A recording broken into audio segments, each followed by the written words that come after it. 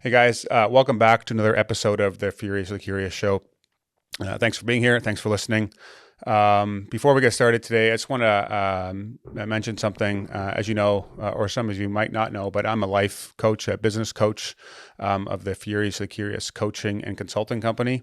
And a lot of the conversations I have on my podcast aren't related specifically to coaching or to business. So you might be wondering why I'm doing this and why I do it under the same brand.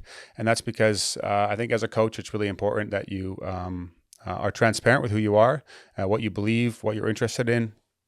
And so Christianity, life, people's stories, Bitcoin are all things that interest me. So I enjoy having those conversations and sharing it with you. And it allows you to also get to know me a little bit better as well. And my whole story will be coming on one of the episodes here as well. But if you are interested in the coaching I do offer, you can find the information on that on furiouslycurious.co. There's a contact form there. You can reach out to me. I'd love to have a conversation with you about it. That's my main focus, where I spend most of my time. I love doing it. I'm also, I think, good at it. You can read that on testimonials on my website. I have a decent amount of experience in business as well. And so if you're interested in that, you know where to find me. And so with that, enjoy the show. Okay, guys, welcome back to another episode of the Furiously Curious Show. Appreciate you being here. Today's episode is sponsored by Lockbox. That's one of these guys. I use this to put my phone in or other stuff if I don't want to use it for a while. So just to not be distracted while I'm hanging out with my kids or with my wife or other things like that. Sometimes I'll put it in there for a weekend for 48 hours. You can just set the timer for however much time you want. Sometimes I do it in the evenings, get home for work, 4:30 till 8:30, whatever, put it in there. I just find it useful. So there's a link in the description.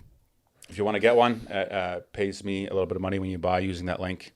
And so I can keep creating awesome content as well and make the show better and down the road as well. So that's that. Also, just warning for today's show, it's Trevor's story who's with me here, and it's about sexual abuse, and so we're going to go and tell that whole story, and so I just wanted to say that up front in case someone's listening that it might trigger you, or if there's kids listening. So I know Trevor from Freedom Sessions. Yep.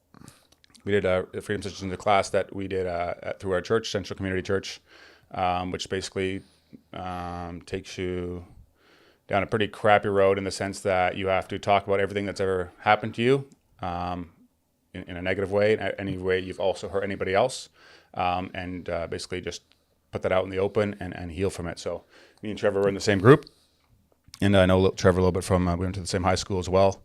And so, but it's for me, an amazing story of grace and the gospel and the power in it. So I asked Trevor, I said, do you want to tell the story? Come on the podcast, tell the story. And he said, yes.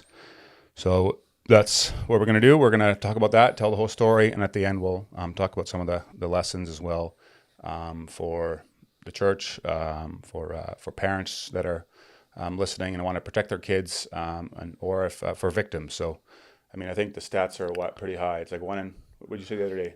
It's one in 4 males and then about 1 in 7 females are victims of sexual abuse.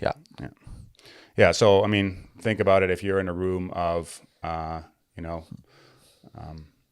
20 guys or 100 guys, there's 25 of them that have been sexually abused. So it's super high. It doesn't get talked about a lot.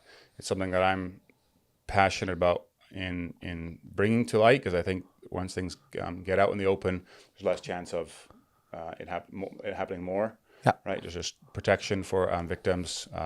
There's also a lot of injustice here in Canada. I'm not sure where you're listening from, but here in Canada, the justice system is just really bad.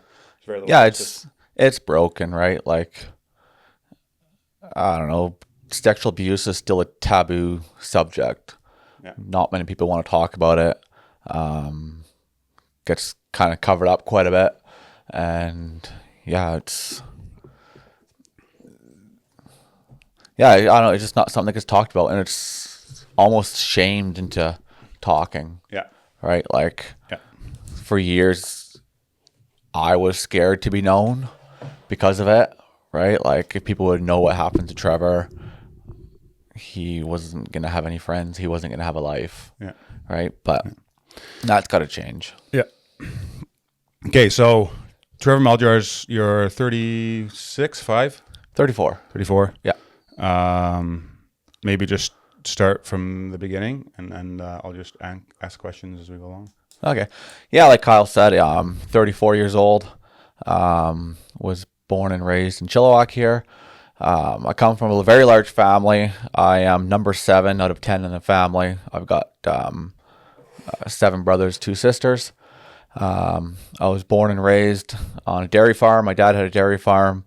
That was an awesome life to live, right? Like I could step outside and I had acres of field. We had a dirt bike growing up, quads growing up. Life was supposed to be great. Life was going to be great. I could start working at a young age. Was looking forward to it all. But yeah, God had different plans for my life. Starting in the earliest I can remember is grade 5. A family friend of ours took me home from school one day, and he's like, "Oh, I just have to stop at my house on the way home." I'm like, "Oh, okay," and whatever. It was on the way home from school. Like he lived right around the corner from us, and I'm like, whatever, that's fine. He's like, "Oh, do you want to come in? Like, grab a snack?" And I'm like, "Oh, this is really weird," but he's a family friend, and you kind of look up to him, and he was always around the house. How old was he? At that time, he would have been grade 11 or grade 12, so that would be 17. Okay. 17. And you were? Grade 5, so that's 9. Okay. Yeah. I think age 9. Yeah. Right. So yeah, he went to his house and he goes to his bedroom and he locks the door, and I'm like, spidey alarms are going off. I'm like, man, something's not right. And yeah, that's where it all started, right? Like, it started small, a little bit of touching, and then I'm like, this isn't right. But he's like, don't tell nobody. And I'm like, well, but it's not right.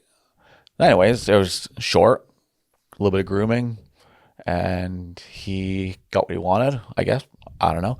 And then, and when you say family friend, like your parents were friends with his parents, or like how did you know him? Like, why would he take you home from school? he was friends with one of my brothers. Okay. Yeah, my oldest brother. So yeah, he's friends with him, and he was to be trusted. So, and then yeah, I remember going home that day. He dropped me off at home, and I walk in the kitchen, and Mom was like, "How was your day?" And I'm like, "I want to tell her everything. Like, I want to tell her everything."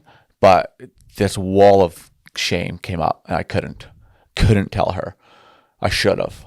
Never did. Like, why you get the shame around sexual abuse and getting touched when you're not supposed to, and knowing it's wrong. But yeah, it was just weird sense of shame. So walls went up, and So it's not like your parents weren't safe people to share it with. It was just like the shame was so heavy that you couldn't. Yeah. No, they were safe people to share. Like, they're always there, like, talk to, whatever, right? But there's just that, I don't know, it's hard to explain. It's like when you do something wrong, and it's like, oh shit. Like, I don't know if I'm supposed to say that. Yeah, whatever. It just couldn't tell. I couldn't do it. Like, I don't know if I was scared of the consequences of telling, or if what he said, like, I know he had some guns in his house, and as a 9-year-old kid, you're like, man, this is scary. Like, what's going on? Like, what is happening to me, right? And what's everyone else going to think if this guy was touching me, right? Like, just everything just made it weird. Yeah. So you're just scared to tell. Like, you don't want to talk. So yeah, that was grade 9, the first time it happened, and it just escalated from there. Like, over the next 2 years ish, about yeah, he would take me home from school, or Saturday mornings he would call my mom, "Hey, can somebody come help me clean the garage?" And, "Oh yeah, Trevor, you can go." And I'm like, "Mom, I don't want to go. Like I don't want to go." Like, she's like, "No, you're going. You can help him out." I mean, if Mom would have known, she would have not let me go, right? But Yeah. So, in a sense, I did it to myself because I never talked. But yeah, we never cleaned the garage, right? He takes me down to his room again and locks the door, and yeah, he abuses you again. And it was just getting progressively worse, I'm assuming. oh yeah, every single time he just pushed it further and further. Like, It starts with a little bit of touching, and then it just got worse from there. Yeah. And then the way he kept coming back was bribes, right? Like back in the day, trading cards, hockey cards was a big thing, and he knew it. And he's like, "Oh, I can win Trevor with hockey cards." And there was a store, I don't remember what it was called, Chilliwack here. We went there. I think he dropped like $300 or $400 on hockey cards for me, like just to keep me quiet. And I'm like, well, if this is how I can control what's happening, then we're gonna roll with it. Like, And what do you mean control what's happening? Like, well, there's no stopping it, okay, yeah. right? Like I couldn't stop him. I would say no, and he'd be like, "Oh, come on, like I'll buy you this, or I'll do this," and I'm like, "No." He's like, "Well, what if I get you this?" And I'm just like, "Okay, fine." You just say yes. So manipulation and Yeah. Like he would just, and then he gets you with what you like. We like trading hockey cards back in the day, and let's just get Trevor some hockey cards because he's going to be happy. He's not going to talk if you give him that, right? So it starts with things like that. Dairy Queen, like he'd always buy Blizzards and stuff like that. And so you would be just going to Dairy Queen with a 17-year-old, just you and him. Oh yeah. He would go there and whatever size Blizzard you want. Like, I'm like, oh, great ice cream. I'm like, oh, Yeah. like it's, I don't know. They find what you like. Like the pedophiles will find what you like, and they will use that against you, right? Like, so, and then that's how he got his way, right? So yeah, it just progressively got worse and worse. And so you're in grade 5. This is starting all the way to end of grade 7, roughly. Grade 5, I think. Beginning of grade 7, he turned himself in. Okay. Yeah. No, it was early October when I was in grade 7. So I'm trying to think of year. Well, 2007, grade 7, that's 2001. That's when the Twin Towers were attacked, right? Yeah. Yes, because it was the same year that happened. Then he turned himself in. It was like a month later or something like that. Okay. So as you're in grade 5, this is starting to happen to you. It's progressively getting worse all the way through grade 6, all the way to 7. Like, what did this do to you as a kid? Like, it was completely secretive. Only you and him knew while it was happening, right? Yeah. And so, like, how did this show up in your behavior at home? Your behavior at school, your grades, like your interest? Did you get depressed? Like, what was happening? Well, I know for one thing, like my parents noticed after the fact, was that my grades at school just dropped. I didn't want to go to school anymore. Another thing Mom has mentioned was whenever he would come over, we'd go hide. And she like just thought it was kids being weird, right? Like when he would come to your house. Yeah, he'd come over, we'd go hiding. And he would abuse you there too. Yeah. And I say we because it wasn't just me and my family. Like there's a couple others, right? So we just go into hiding or run away or a couple others. Like he would have several, like a group of people like abuse at the same time, or separate occasions. Oh, separate, he was abusing other kids as well. Yeah, from different families. Yeah, so your own family, my family, and I know for sure 2 other families. Okay. And then also other siblings within my family. Okay. Yeah. So, and then within our family, nobody knew. Like the other siblings, nobody knew what was happening to the other brothers. So yeah, he'd come over, and we'd go hiding. Grades were dropping. I can remember just being angry and not wanting to make friends, like just surface level stuff, right? Like I would be friends with people, but man, if they actually knew what was going on, it'd be even worse. I wouldn't have any friends, right? So it was just keeping things simple, and the shame, just keeping things simple, just friends enough just to get by, and that was about it. So all the way to grade 7, and so this is going on. And what messages are you telling yourself in your head? Like, were you blocking it out of your head, or were you? Oh, you just block it out. Okay. Yeah, you just completely black out. Like my daughter now, she's 11, and she'll be like, "Hey, Dad, tell me something about you remember from grade 6." I'm like, "Don't know. I don't know." And she's like, "What do you mean you don't know?" I'm like, "Grade 5, 6, blocked out. Don't remember." And she's like, "Well, why?" And I didn't tell her back when she was asking, but after freedom session and stuff like that, we've talked a little bit about my story because I don't want it happening to her. But it's just a blackout. I don't remember. Mm-hmm. Like I have the same thing with my childhood. Yeah. When you were in grade 6, were you at that time thinking about? Do you remember at that time thinking about like what he was doing and why he was doing it? Did you have like questions like, why is this happening? I want to tell my parents, but I can't? Or like, did you start feeling calling yourself names and saying I must be worthless or a piece of shit, or like? Yeah, you run with the worthless title, or you run with the title that if you tell, no one's going to believe you because it's gone on for so long. So why would you tell now, right? It's like grade 6 is a year into it, so why wouldn't you tell earlier, right? So yeah, no one's going to believe you. You run with the worthless feelings, but it's more, at least from my own personal experience, when it would happen is eventually he would just take you to wherever he was, and you just say, yeah, here, have at her, right? Like just do what you got to do. And he'd always be like, put a timer on it. He'd be like, oh, Trevor, come on, just like 5 minutes. Or like, come on, Trevor, just 10 minutes. Right. And I'm like, okay, so if it's only going to be that short of a period of time, I can control it. Right. So if I can control what's happening, it's going to end. I know there's an end. And I would watch that clock. Like he had a clock in his room and I'd just watch it. Like, and as soon as that time was up, boom, done. And that was it. And then off you go again. Yeah. And it was just all these stupid little like, just 10 minutes and done. And you remember it, but you block it out. You block out shit. Like you don't remember, like basically don't remember your life. It was like you're just in survival mode. Yeah. So I think that's a really important thing to remember, that for anybody listening, is that it is just 5 or 10 minutes. Like when I think about abuse, I always think like it's sleepovers, or which I think it is. I mean, I think people should be careful with that stuff too with their kids. But like that's 100%. like extended periods of time that you're with this person. But it could literally be 5 minutes at a time. So if your kid is seeing someone that is a potential 5 minutes a week, that's all it could be. well, that's all they need for the grooming time, right? Yeah. Right. Like we only did one overnight trip where he abused me, but other than that, it was all these 5-10 minute times, like just coming home from school, go to his house, go to a Saturday to clean his garage. It was always very short times. And so it happened at his house. It happened at your house. It happened on Mount Cham, you said, like a local mountain here. Yeah, so it happened mostly at his house, camping once, and then he took me for a drive up the front side of Mount Cham, and he's like, you want to drive my truck? And I'm like, oh, which 10-year-old doesn't want to drive? Like he always drove the big lifted trucks, and I'm like, what 10-year-old doesn't want to drive a truck, right? And yeah, then he took advantage of me with that, and he's like, oh, I'll let you drive a truck if you do this, and I'm just like, here we go again, right? Like another bribe. Yeah. So you go in survival mode, let him do his thing, and then you get a reward again, right? Like.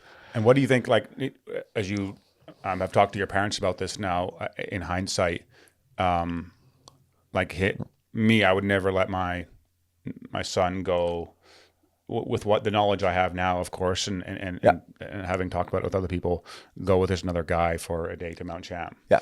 Like have you talked to your parents about that? Like how some of these things happened, or was it just like it was just what made it not even a fathomable thought in your parents' mind? Because they, of course, love you and want to protect you. And so yeah. You know, I've never lack of education around it. Let's never go. It could be, you know what? Because we're talking. This is. I'm 35 now, so that's 20 plus years ago.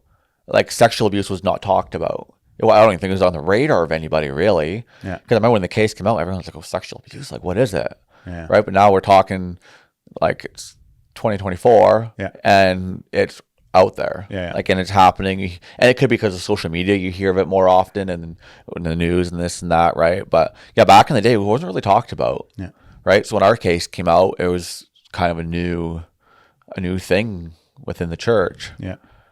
Okay, so this is happening, and all of a sudden one day, your parents say, "Hey, we got a call that Richard turned himself in." No. We were outside playing hockey. So what we love to do is the boys in the family. We're outside playing hockey on a Tuesday night, and 2 cop cars pulled in.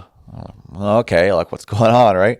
I mean, my older brother was a little bit crazy, and it wouldn't be out of the norm to see the police show up to talk to my parents about my older brother being foolish again. Yeah, so we continue playing our hockey game. The neighbor kids were over, and probably half hour goes by.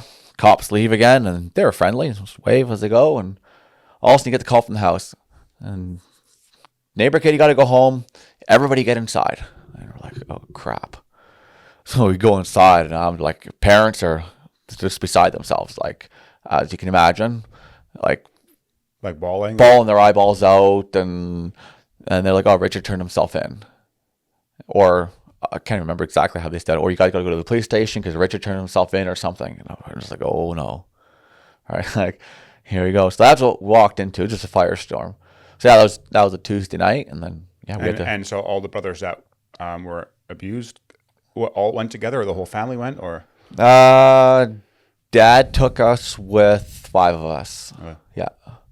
So yeah, we had to load up and off to the police station that night, and I don't think we got home till like 1:30, 2 o'clock in the morning. So how did that go? I mean, I know from your story because I've heard it a bunch of times before. But on the drive to the police station, your dad said something that had an impact on you. Yeah. So still driving there. Nobody was saying anything. It was like You didn't even know why you were going to the cop station yet. yeah, I don't. Kind of, but not really, because I didn't want to know. Because yeah, we should also mention I thought I was going to jail for this. Okay, yeah. Right, so going to the police station, I'm like, oh boy, like I'm in trouble now. Like I messed up, I screwed up. Like why? Because I let it happen. Yeah. Right, because it got to the point like the abuse where it's like just have at her. Right, like it's gonna happen, so I'll just let it happen. Yeah. Right. So driving to the police station, I'm like, I'm in trouble. Right, and you have to remember you're 11 at this point, right? yeah, If yeah. you go, so if someone's listening, like don't think of Trevor now. Think of like an 11-year-old kid. Yeah. You're just a kid, like just about going to your adolescence years, right? Yeah. And like, what more do you need in life than thinking you're going to go to jail at 11? Yeah. So anyway, yeah, we drive to the police station. I still remember exactly the corner we were turning, the house I was looking at when my dad said this, and all he said is, "Why didn't you guys say anything?" That was the only thing said to on the drive to the police station that night. And yeah, we go to the cop shop and your reason why, as in your 11-year-old mind, was there was just too much shame, or there was like oh yeah, it's like why? Like I'm thinking like, come on, Dad, like why would I say something? Like, do you not know what he did? Like the shame, the guilt, and like just the dirtiness that you feel just from what he did. Yeah. Right. Like, yes, of course I'm not going to say nothing. Yeah. And kind of this thought where no one's going to believe you anyways. Mm-hmm. Right? Because that's what he told the abuser would say. Yeah. He's like, oh, no one's going to believe you if you ever tell. Yeah. Right? So if no one's ever going to believe me, why would I tell? Yeah. And he had that much power over me with the things he could do to me. He must be right. And then because when you're in that age, someone in grade 12 or whatever is an oh, adult. you look at like, you look up to them, and they're huge kids. And oh yeah, those are the big kids in school. Like we went to a private school, right? Yeah. So it's a K to 12 school. Yeah. And you look at the kids in grade 10, 11, 12, like, oh man, those are the cool kids. Yeah. Right. So the cool kids tell me this is normal. The cool kid is like, and I'm like, okay, this is what's happening.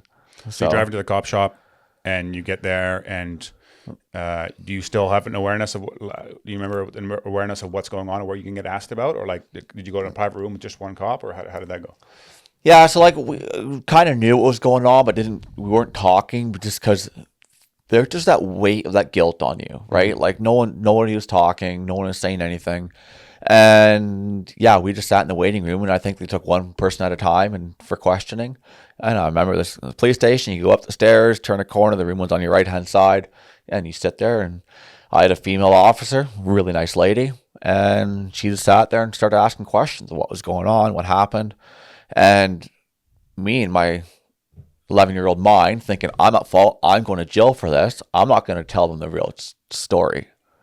Thinking I'm going to outsmart the cops. Like, they're not going to know that Trevor's just kind of just tiptoeing around what happened. Yeah. Right? Like, oh, did this happen? Well, not really. He tried to do that, but I wouldn't let him. Like, bullshit. Yeah. Right? Yeah. And they probably knew it, but they just had to hear a story. Yeah. But bloody scary going in there all by yourself, talking to a cop, and they got their little recorder sitting there, and they got their little notepad, and you get there in probably an hour and a half of questioning. In hindsight, if like there was another 11-year-old kid that has to go do this tomorrow, because there is statistically, like what is that? What would be a safe environment for that kid to tell the story? Good question. Like, should your parents have been there with you? Like, should you, like, as an education from the cop side, saying like, hey, we think this happened to you, just so you know you're not in trouble? Like, did they preface that saying you're not in trouble, or like? Yeah, I don't know if she said that or not. Top of my memory, I don't think she did. But I don't remember exactly. But what would be a safe environment? Yeah, maybe having the parents there, but would they want to hear that right off the onset, right? Like, probably not. And sometimes it is the parents that is abusing anyway. So And yeah, right. And then yeah, have another cop there. Yeah, I don't know. That's I mean, tough. you're putting an 11-year-old in a situation they should never be in the first place. Yeah, exactly. Yeah. Right. So then, yeah, how do you make it comfortable? Yeah, It's a good question, so which I don't don't know. Yeah. But it's important nonetheless because so you minimized it though because you thought you were in trouble. Yeah, I just I was in trouble. Yeah. Right. And not even that day. Like I left the cop station that day, and it would be years later I'd see cops. I'm I hope they don't come after me. Okay. Right. Like even parents to get pulled over. I'm like, okay, like just hide, Trevor. Like they won't see you. They're not coming for you. So even Right. if and that was years later, even after you knew you weren't guilty, Oh yeah. and you Oh yeah. still have a fear. Well, because there's that fear. I didn't tell the cops everything. Oh, okay, yeah. Right. So if the cops actually found out, because maybe the abuser would have told them, hey, no, I actually did this to Trevor. So how many years did it take from the time that you told your story initially to the time that you told it in detail, the whole thing without like minimizing it? Oh, what do you mean? Like Where you told the whole truth and not just like try to say like, oh, it wasn't as bad as it. oh shoot, before I actually like verbalized it, that would have been freedom session. Okay, so that was like Or when I met my wife. Okay, Well, so then I 2 years- told her 2 more. year- 2 years Yeah, ago. but in the last 2 years, I didn't hold nothing so back. that was something you carried up until from 11 to Yeah. or from 9 to 33. Yeah, yeah, Wow. yeah. Like there's like when I came to my faith, like about 2018, 2019. Then there's a lot of those. I had those conversations with God and myself. Yeah. But before I actually verbalized it, like with Claire or like in my freedom small group, there's a lot of that stuff was just harboring inside myself. Like no one needed to know those things. Yeah. So I just kept it all to myself. Yeah. Okay, so you tell your story at the cop station. Yeah. Did your parents want to know the story, or they didn't know you? So you didn't tell your parents. Oh, but they were a mess. I honestly couldn't remember what they were. I mean, they're going through their own battle now, right? Like yeah. they got their own guilt and shame. their own guilt, their own shame, their own feeling that they failed as parents. Everything. All right. Like, what would you do if one of your boys was abused? Right. Like, it'd be Pull out a gun. probably right. Like, right. I'm not So saying it's that's like, the right thing to do, by the way. no, don't do that. Well, So- I don't know. It's yeah, but okay. So you get home 1 or 2 o'clock in the morning. Do you know that your brothers were involved at that point yet either, or like how did you figure that one out? Like how did you know that it was not just you?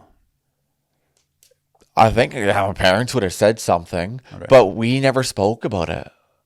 Like it wasn't until 2 months ago that me and one of my brothers actually had a heart-to-heart talk about things that happened. So we've been harboring like this elephant in the room between our brothers that nobody has talked about it.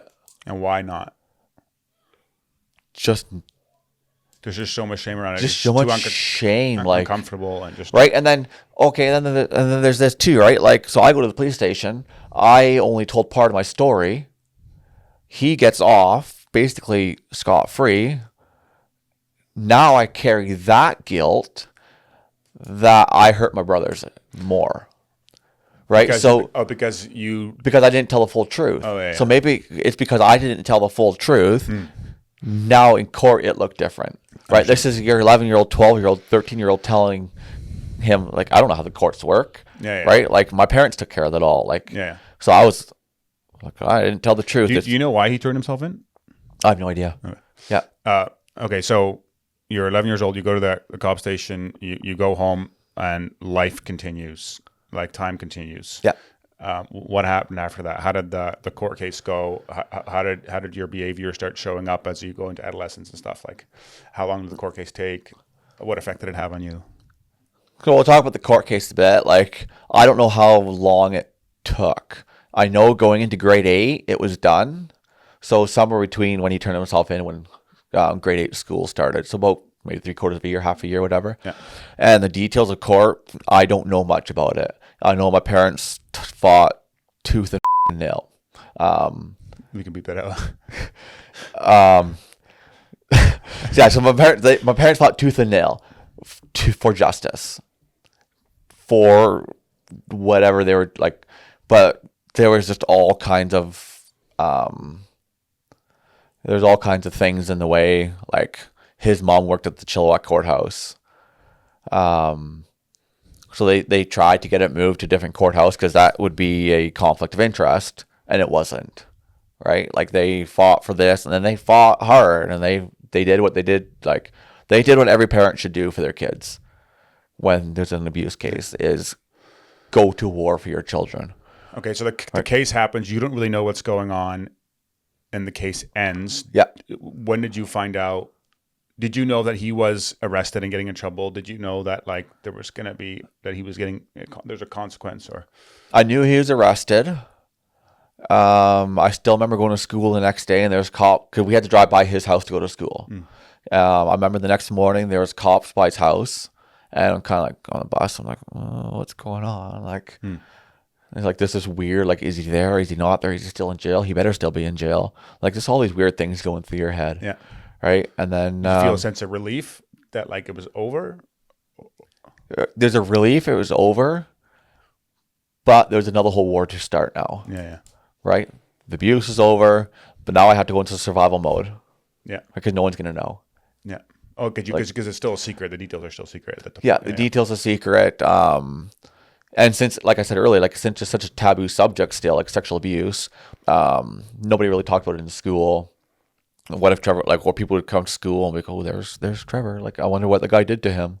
Like, you weirdo. Like, why would you let that happen? Yeah. Like, you sick pig. Like, all people said that to you, or you? No, said that's just going through my head. Oh, yeah. Right? Like, trying to walk through the school and, oh, what a dirty dog. Like, sick pig. I'm like, yeah. So you got a now 11-year-old, 12-year-old running around school with all these thoughts through his head, right? Yeah. So, okay, and so he's arrested and stuff like that. Like talking through your memories about the court case and finding out that he wasn't going to go to jail and that kind of stuff. Yeah, so the court case I don't know much. Like parents didn't tell us much at all. And then the verdict came down. We were in school. We came home from school, and I was still asking mom, like, so what happened? She's like, it's not good. And she was mad. She was just fuming. And if you know my mom's side of the family at all, it's quite something. So, and from what I can recall, he basically, like, there's no jail time. Like, he didn't spend another day in jail. So the abuser severely abused you and your brothers and 2 other families. Yeah. In over a long period of time. Yeah. And didn't go to jail. Yeah. And this is the justice system in Canada in 2001. It's much worse now, I would say. Oh yeah. No, yeah. And people could just get off with this. Yeah. And so what did that do, knowing that he was still walking around free? I think, was there house arrest or something? It must have been. I think he had a bracelet on, like a monitor or whatever they call it, for a bit, or he was on probation, but he broke it. Like, he wasn't supposed to drive past her house, but he always would.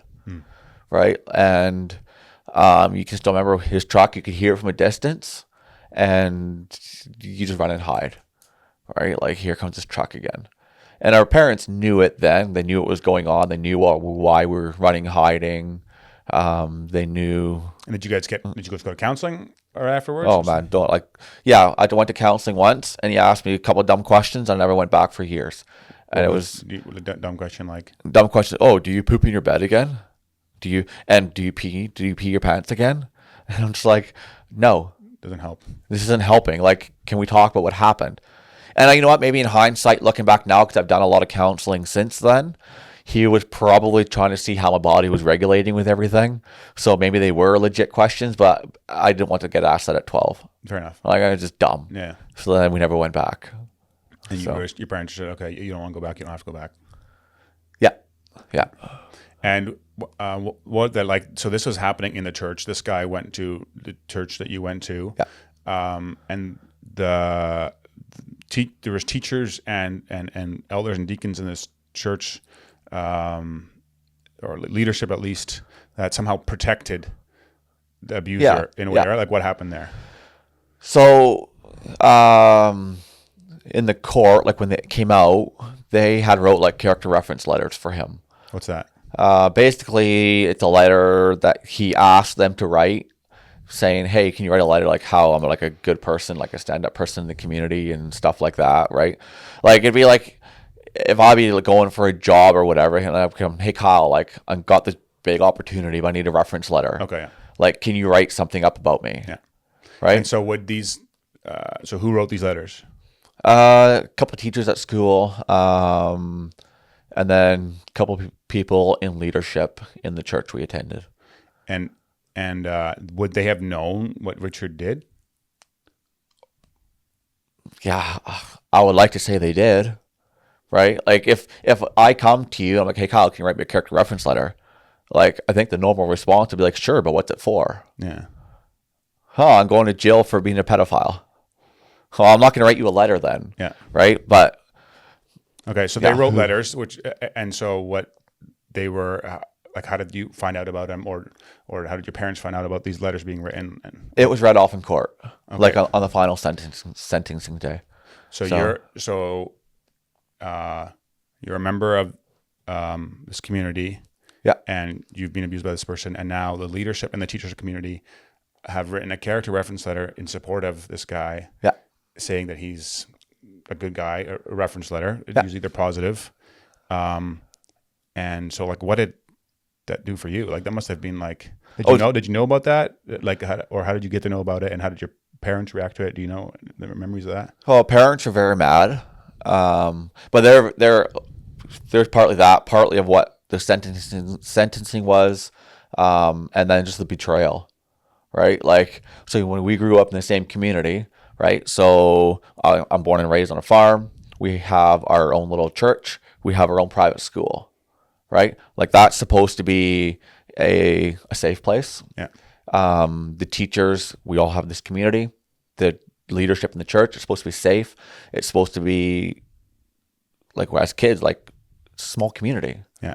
And like small would be, 1,000 people go to the church? Yeah, something like that. 1,000 people, right? like 400 kids go to the school. Yeah. 300 kids Yeah. go to school. Right. So we have this own great, it was a great community, and I have a great life growing up on the farm. I had great parents. But now the people that you look up to outside of your home have absolutely betrayed your family. They betrayed me, right? So it's like, there's no trust. Like, you don't feel safe. And you're supposed to. Yeah. Right? And so when did you find out about the reference letters? As soon as we came home, like at home, Okay, so your parents told him that he not going to jail. Yeah, didn't go to jail. And that there were some teachers that defended him. Yeah. And they gave you their names? Yeah, I know the names. And so when you went to school the next day, those teachers were there. You went to church next Sunday, those people were there. Like, how did that impact you?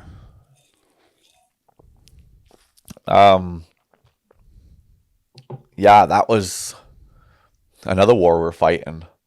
I hated church. Like, how am I going to go to church when half the people there, I shouldn't say half, when there's people in leadership there that stuck up for somebody who had hurt you so bad, right? Yeah.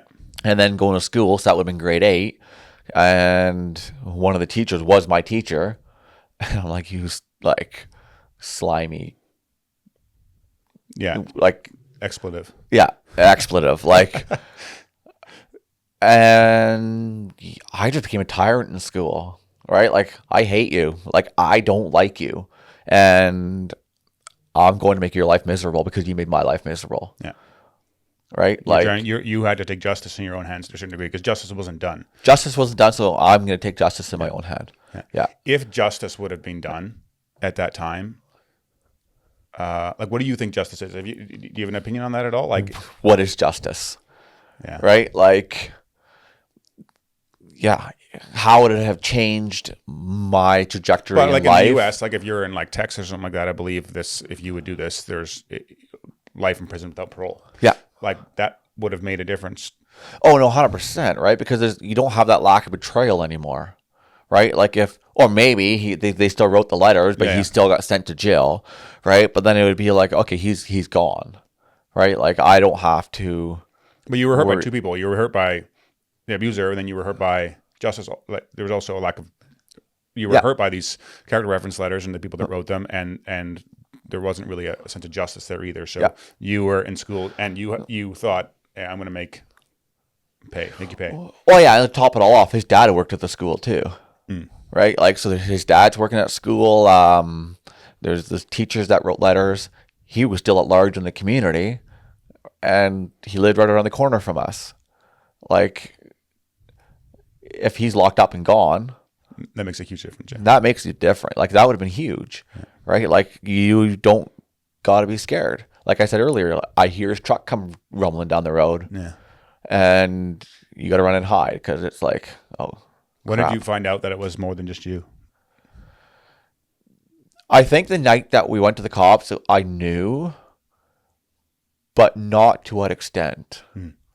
Right? So, and I know later on in life, Mom would say, two of you had it worse than other couple brothers.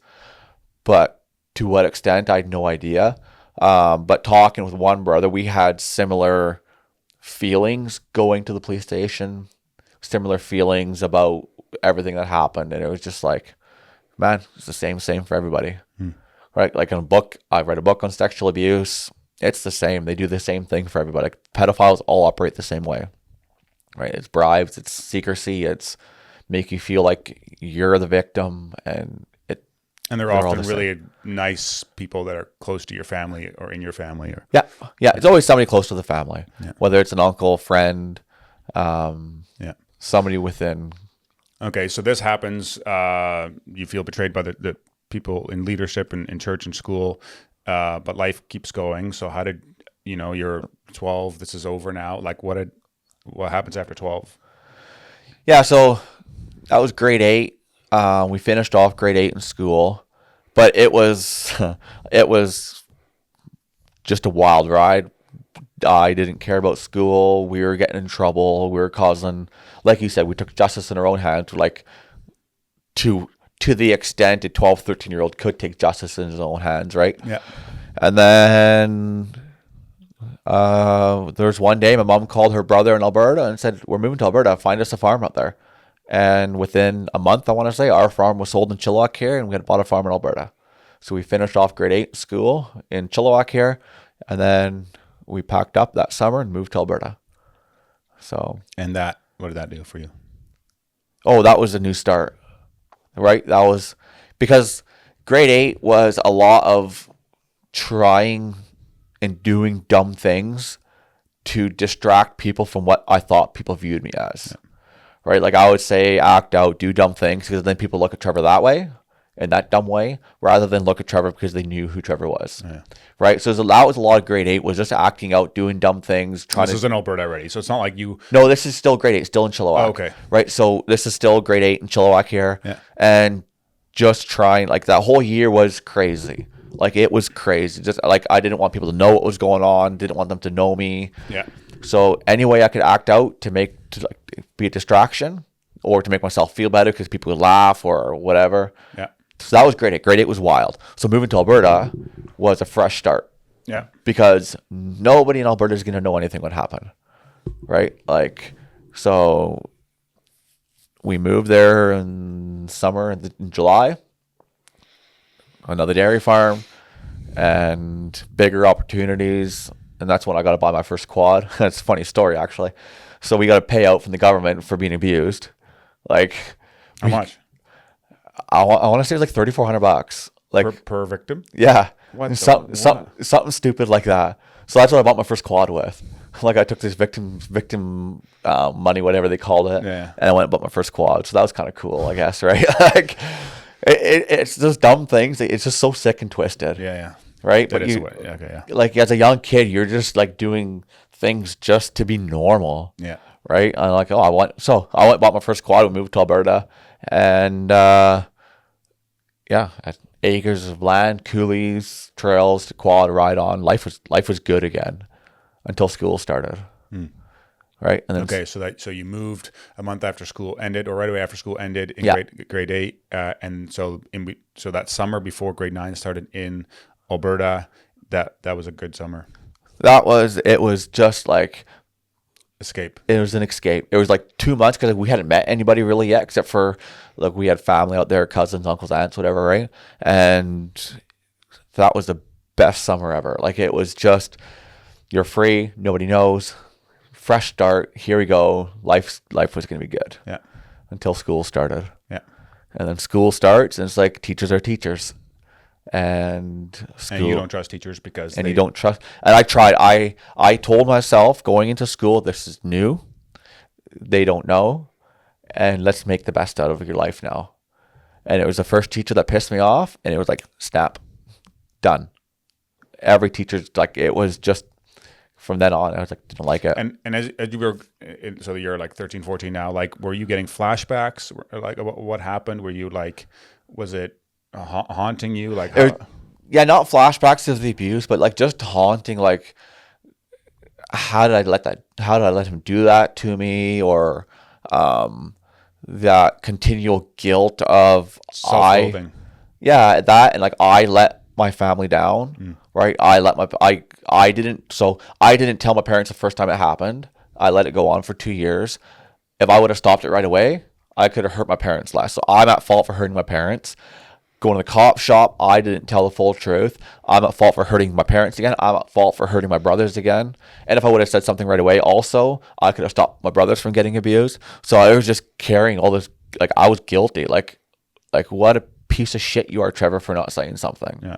Right? Like you could have stopped so much harm, and so like you loser. Yeah. Right? What did you need at that time? Like what would have helped? Because you were alone. You weren't talking about it with family, counselors, brothers. No, you were like completely in your own bubble. Oh yeah, nobody knew. Nobody knew these feelings that Trevor was carrying. What would have helped? Like if there's a 13-year-old now that comes to you and says, "This Trevor just happened to me," like, well, how do you help this? How do you help these people? Because you're acting out like from the outside world. I know this from my own story as well. Like when you're that hurt inside, you turn into a terror to a certain degree, right? Like you're hurting other people. Yeah. You've got this massive guilt built up inside, pain, right? Hurt. And it's painful. Yeah. So what does that kid need? Like love. Like love. Like my parents loved me, but they were fighting their own battle. Right? So not saying that they didn't give me enough, but you need something. Somebody to tell you like, no, it's not your fault. And actually like believe that person. Right? So some probably should have started counseling earlier. Right? And that probably the best thing to do. And not stop counseling? And not stop it. Right? Like just push through the first little bit so the counselor can like gauge what you're feeling. And then from there, he can like give you tools or whatever, right? And what about like what would it have done for you if you did at that? Like, how come your parents didn't ask you to tell them the whole story? Don't know. Who knows? But would that have been helpful if you would have been able to tell them everything in detail? Would that have been helped? Yeah, you're not carrying right. Yeah, because you're not carrying it yourself, then, right? Yeah. Right? Like if I could have been to my parents when I was like 12 and be like, hey, I'm so sorry. Like I caused you guys all this pain. And they could be like, no, Trevor, like what is wrong with you? Like you never did. And I'm like, well, no, I did. Or them initiating it. And Yeah. Right? Like, yeah, just sitting your kids down. Like if it happens to your children, just sit them down, talk to them because they are going to feel these things, right? They are going to feel alone. They are going to feel worthless. They are going to feel at fault. So feel like have a relationship with your kids where you can sit them down and be like, hey, tell me everything. Like you're not in trouble. Yeah. Like you are safe here. Yeah. That's a big word. Safe is a big word. Yeah. Right? Like you're like, I'm your father. Come here. Yeah. Right? Yeah. So there's so much hurt like surrounding like the topic of abuse, right? I think it's important to note that like when this happens to you, you don't have capacity or answers. I mean, you're still 13.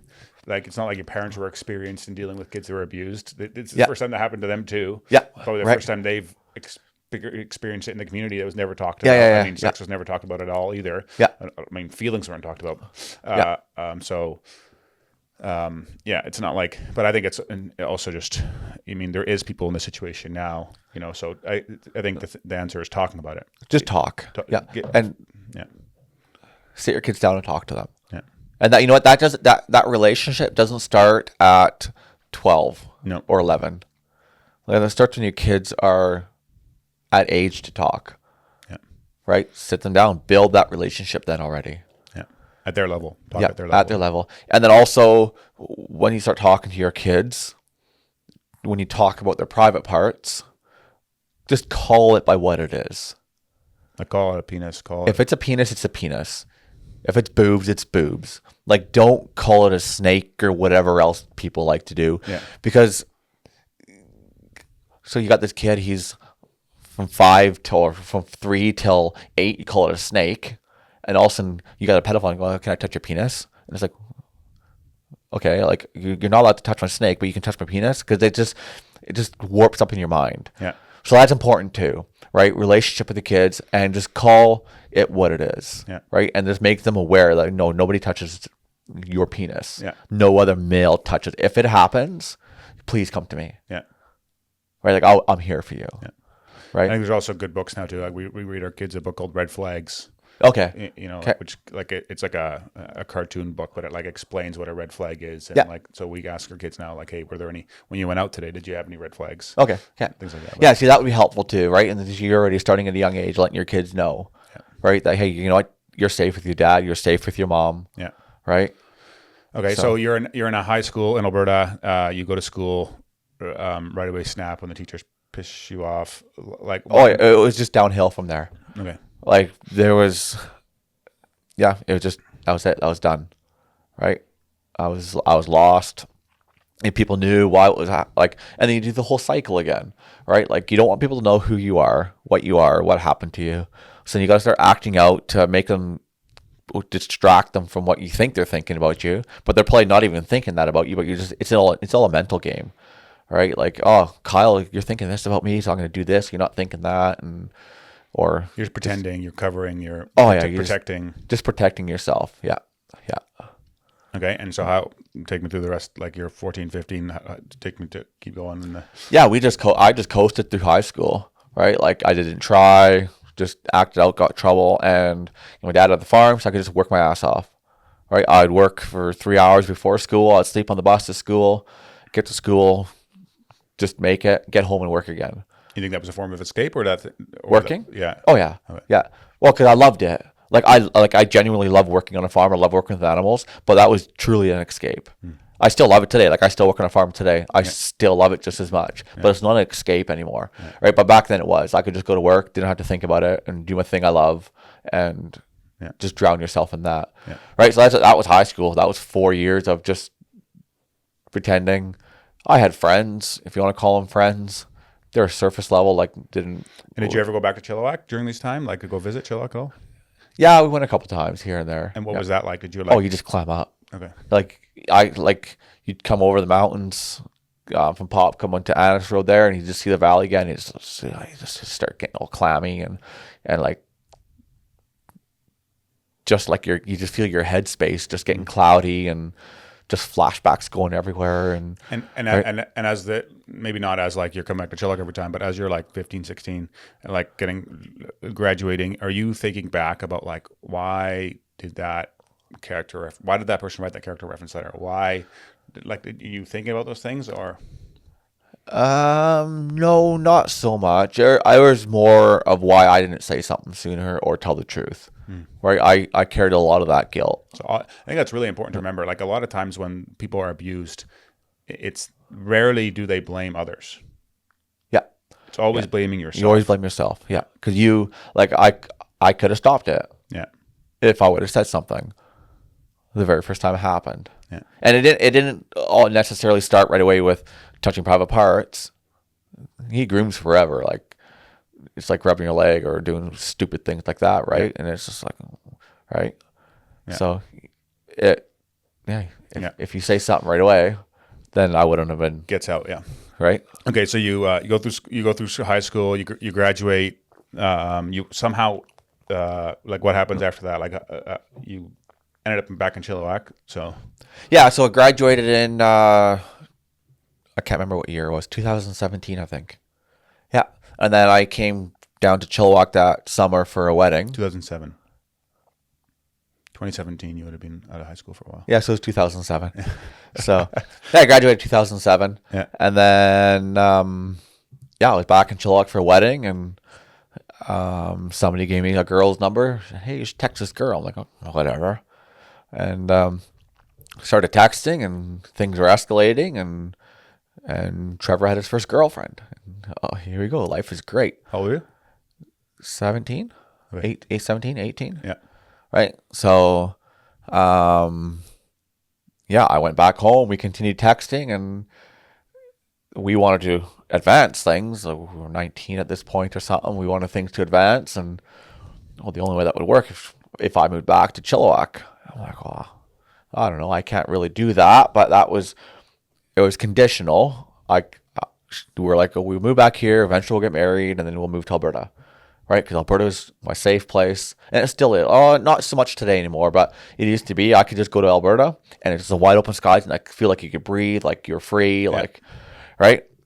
So I was going to move back to Chilliwack with the condition we'll get married soon, and we'll settle in Alberta. So I moved back here, and it was terrible. Just the memories, like I said, I was abused at Mount Cham. So if you live in Chilliwack, Mount Cham overlooks Chilliwack.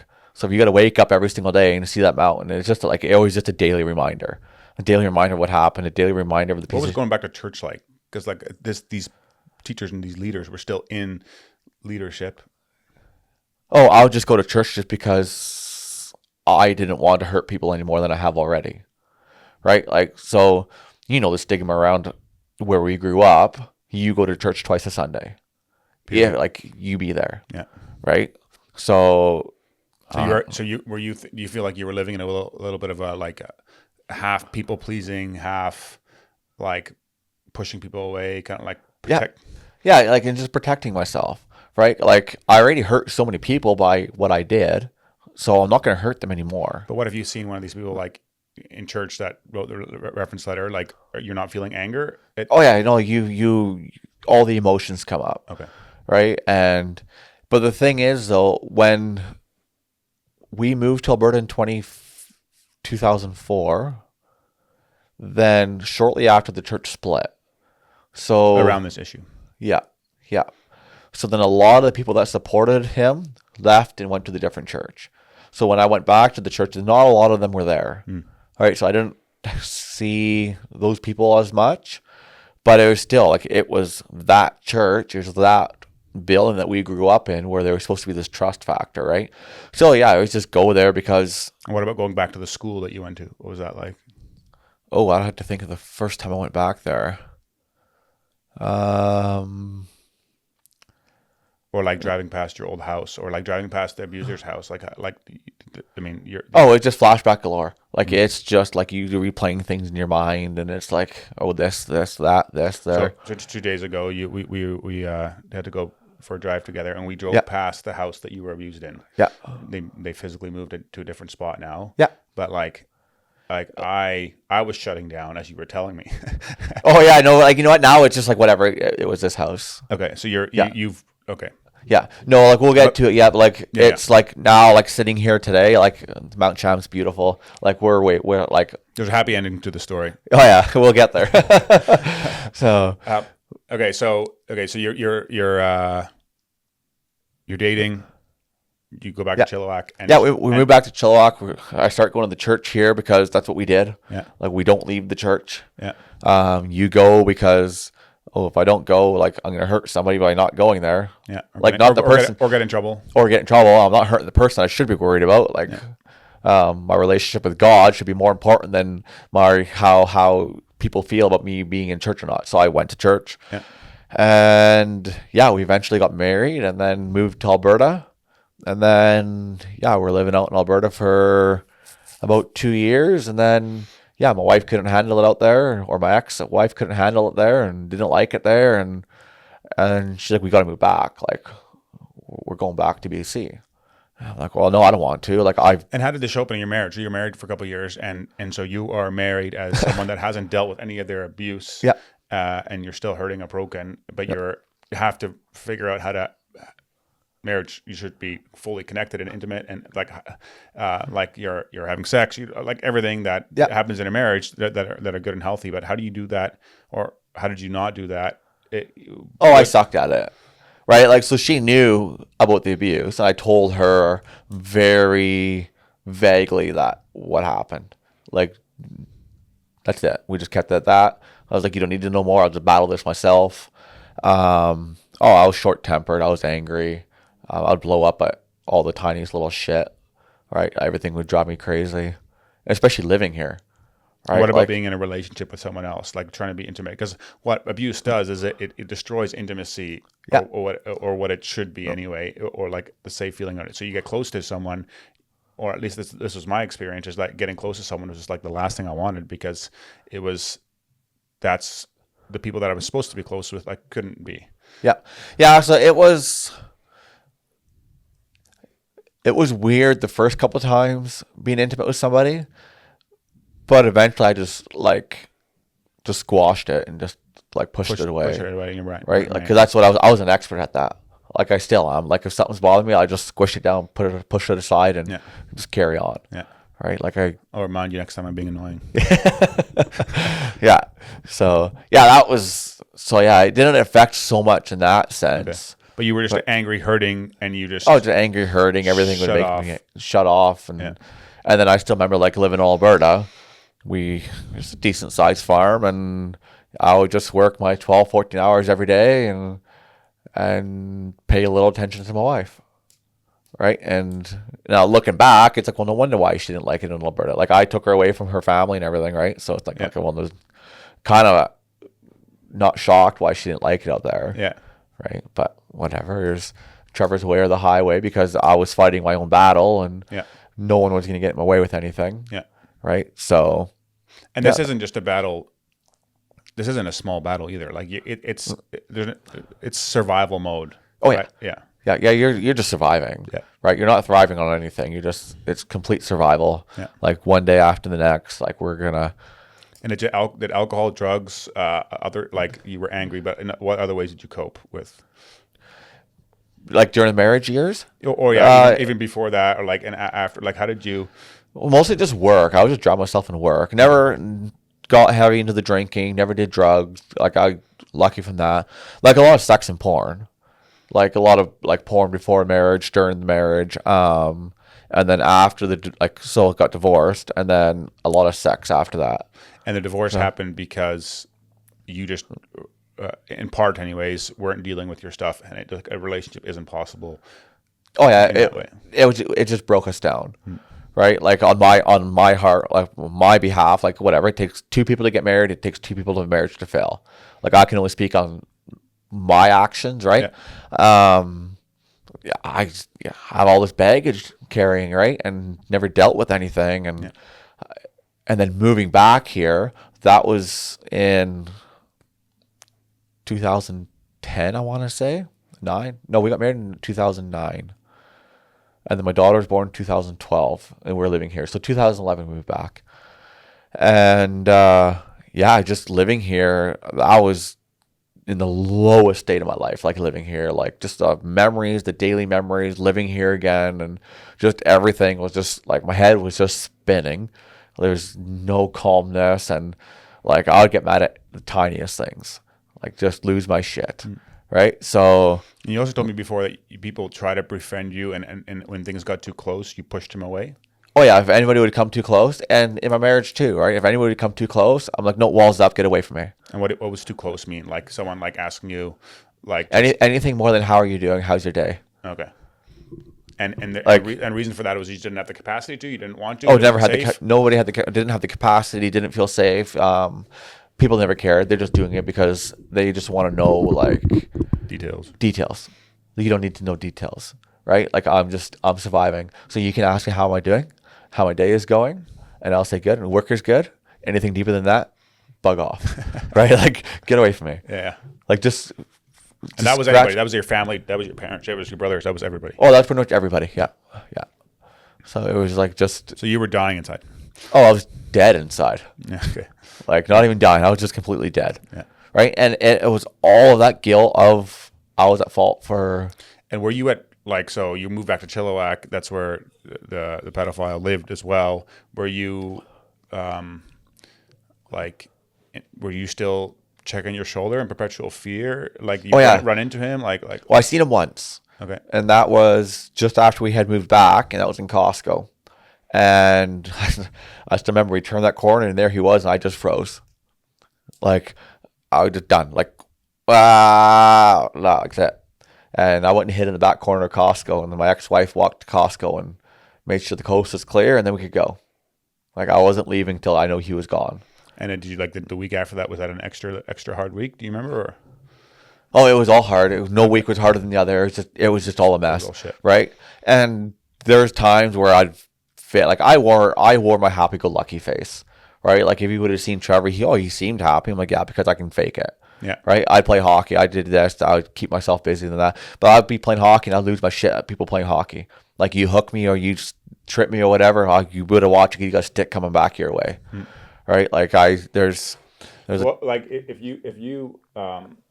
if you see someone now that is that angry as a 22-year-old and just like losing a shit like that, do you think to yourself, I wonder if something happened there? Like, do you recognize those things? Is there certain signs that someone is behaving in a certain way where you're just like, hey, like when someone's behaving that way, be careful to like judge them and be careful to like condemn them because there's a bear behind there that's like, or like a person or like a 11-year-old boy that's behind there. Yeah. So I do. You want to figure out what is going on. And I do that like with the kids at the farm that I work at. Like I see them struggling with something. I try be like compassionate towards them, but freedom session really helped with that. Oh yeah. Right? Like just realizing, hey, like, you know what? Everybody has a story. Like, so everyone has a story, but how do you be present for that person, right? That are close to you. Like whether I'm playing hockey with them or working with them or friends or at church or in life group or whatever, like just try listen, right? And just hear the people out. Because as soon as people can talk and they feel safe with you and they can talk and you can make, I'm here for you. Yeah. Right. So yeah, you definitely do try. And I fail at it like miserably, but yeah, But I think it's important to note that just for anybody listening that, you know, if you see someone consistently doing behavior that's not smart, like obviously smart, that they would admit isn't good, like getting angry all the time or drinking too much or whatever this like that, is to there's probably something behind it. So just be aware of that. Yeah. Just be patient with them, right? Yeah. Like show them some grace. Yeah. Okay. So the marriage falls apart. You have a daughter. Yeah. You work, sex, porn. Yeah. What happens? How did you meet your second wife? How did the healing start? Because that was the lowest point, right? Yeah. So that was the lowest point in my life was then, like when she left. I still remember like the night when she told me she was moving out. I hopped in my truck and I was heading to Alberta. Like, I am out of here. I called my boss and like, dude, I'm like, this is happening and I'm out of here. And he basically like, still have high respect for this guy. He basically said, he's like, Trevor, get the F off the road now. He's like, you are not driving to Alberta this mad at 9:00 at night. And like, I am going for it. And I was just about Prest Road and Chilliwack there. I'm going for it. He's like, Trevor, you are not. And he lives in Rosedale. And by the grace of God, I turned off on Annis Road and went to his house. He said, come to my house and talk to me. My wife has food for you. I ended up at his house. He's like, we booked a flight. You're flying out first thing tomorrow morning. Go home and sleep. That's awesome. And I was like, what's happening? Like, Trevor's going. Like, Trevor never stops.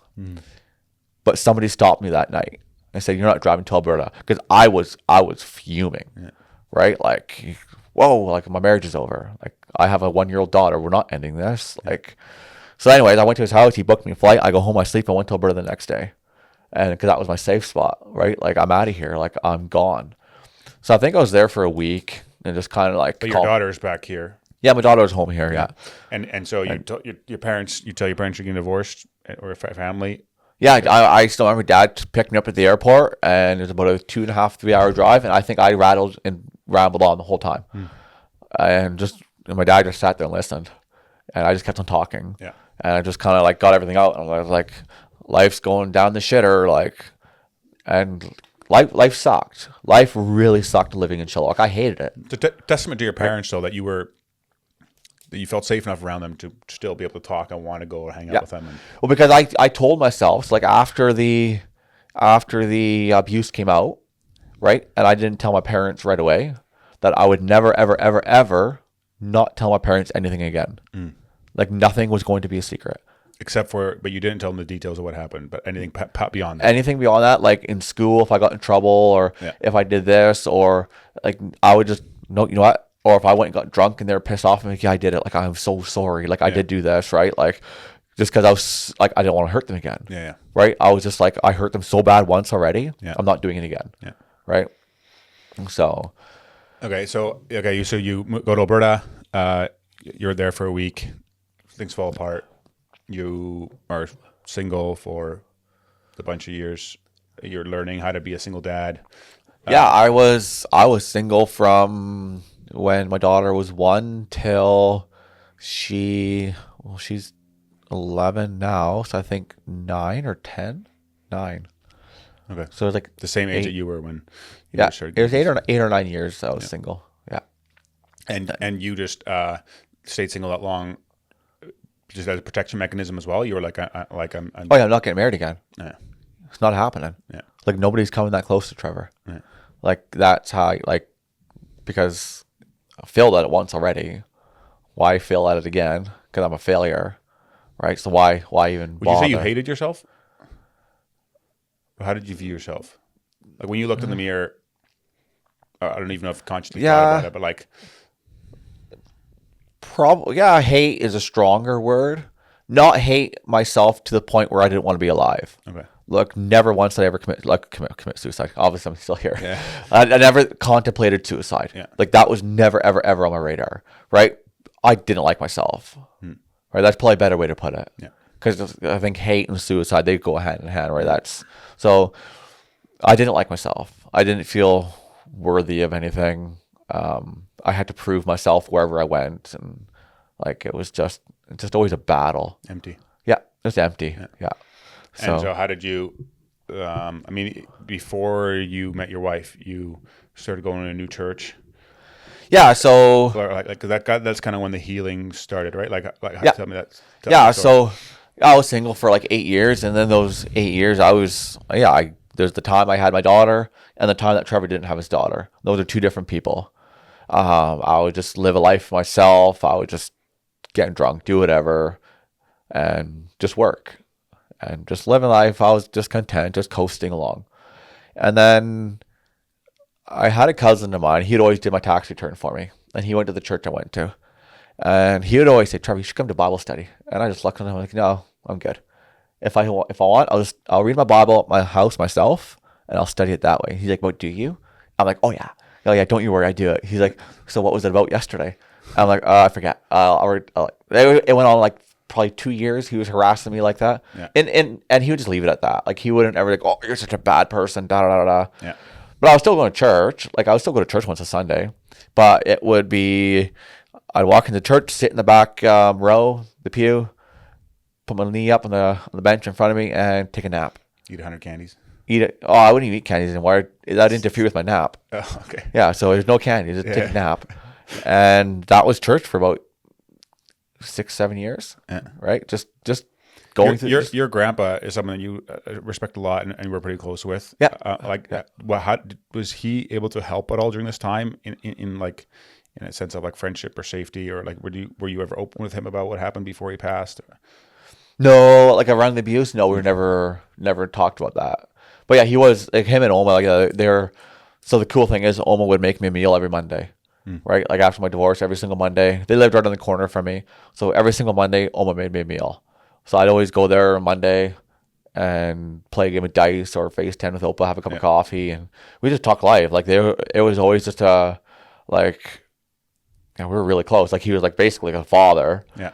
Like my parents lived in Alberta. And it was great. Like we just go there and just shoot the shit and talk life. Like just how's things at the farm, and so that was probably one of the best relationships I had. Yeah. right? And just that was he was a safe place to go to. We never talked much about it, but I sat beside him in church, and I'd always sit down, and they'd hand me a roll of candies. I'd sit there take a nap, and every once in a while, give me a little poke, and then I'd go back to sleep. And Yeah, okay, yeah. Okay, so you were saying that you didn't study the Bible. This went on for 2 years. Yeah. And then how did? Yeah, so then he'd always like I was saying, my cousin always harassing me about studying the Bible or coming to church or coming to Bible study. I'm like, no, no. Yeah, yeah. So I always just like, haha, whatever. And like, one day, Yeah. right? One day, just don't worry about it. Yeah. And then out of the blue once, he's like, why don't you go to Central Community Church? And I'm like, oh, what's that? Kind of like a new church. Kind of Googled it a little bit and just left it at that. Like, didn't really say anything more. And then it was probably a month down the road, one of my buddies, he called me up or texted me, and he's like, hey, I'm dedicating my oldest daughter on Sunday. Do you want to come? And I'm like, yeah, no, absolutely. Like, where's church? Do you go to Central Community Church? And I'm like, oh, like, my cousin's been telling me about this church. Like, we'll go check it out. So I went and checked it out and sat in the front pew, and I'm like, oh, let's see what it is. And life since then is different. The first hymn I remember sung that day was Take My Life, Let It Be. The words that take my lips, take my feet, take my hands. And I remember like, God, take everything. Like, take it. Like, I'm done fighting. Like, I can't fight this by myself anymore. And I knew I was done. Like, I've been going for so long. So that was the first Sunday there. And then that was the first song that was sung. And then there's a message that was preached. I'm like, God's grace? Like, for me? Nah, can't be. Yeah. Like, I'm dirty. Because you felt too, okay, yeah. Right? Like, and like, in a sense, I worked my way into hell, in a sense. Like, everything I've done, like, there's no hope for me anymore. Mm-hmm. Right? Like, you're lost, Trevor. Like, you're done. But then sitting here, like, no. Like, there's still hope for me? Like, no, it can't be. And I left that Sunday, and just between the hymn and the message, I'm like... And hope for what? Hope that you could be forgiven, or hope that everything I did can be forgiven, right? That even though I view myself as this dirty, wretched sinner, that's not necessarily how God views me as, right? So I'm like, okay, that's a new look on life, right? Like... And how did you think God viewed you? Like, what was new? Well, I always thought he'd look at me and be like, man, you're just a piece of garbage down there, right? Like, you're just wasting your life. And he didn't even care. He's like, you're gone. See ya. So you didn't have any idea that he offered the gospel to you, or like wanted you? No, I thought I was so far gone. Like, no, like, and the things I did, like, didn't tell about the abuse, didn't do this, and just everything I compiled about myself was like, you're done. Yeah. Like, there's no hope for you. Yeah. So why even live a life to have a thought of any hope, right? Yeah. So that was the first Sunday, and then I started going just every other Sunday there because I wanted to make sure it was like a church I wanted to attend with my daughter. So yeah, we went every other Sunday, and then so that was in June we started. I want to say 2018 or 2019 in June I started attending there. And then in the fall, there must have been a baptism or a dedication or something. So my daughter ended up coming with me. And then, so I checked her into her kids ministry, and off she went. I'm like, this is something new. Like, we're going to check it out. So then I have her every other weekend. So then we went home that day, and she was happy. And 2 weeks later, I'm like, hey, like, which church do you want to go to tomorrow? And she's like, well, can I go to the one where I get to learn? And I'm like, well, which one's that? And she's like, well, the one I went to last time. And I'm like, great, let's go. Yeah. So then we made the switch, right? We continued going there, and we haven't looked back, right? She loves she was in grade school at the time, I think kindergarten. Yeah. Grade 1, so she did her grade school stuff, and she loved going to church. I'm like, man, this is awesome. Yeah. Right? And same for me, right? Like, just hearing Sunday after Sunday of God's goodness and his grace and his forgiveness, but then I also had to do something, right? Like, it wasn't just God's going to do, like I have to be accountable for my stuff as well. So what does that look like now? Right? Like, so you like, and so when did you become a Christian? Like, it was before, quite a ways before Freedom Session still, right? Like before you met your wife? Yeah. So it would have been, so I got baptized in 2020. So it was about a half a year before that where I like actually realized like it would have been that first Sunday when I kind of been like, okay, like this is what God wants. But when I actually like dove in and was like, no. Like, Trevor, you have to do your part as well. Probably would have been about half a year before I got baptized. Repented and believed. Right. And it was just like, okay, I have to do something as well. Like, I can't just like laze around and let God do everything. Like, I actually got to do something.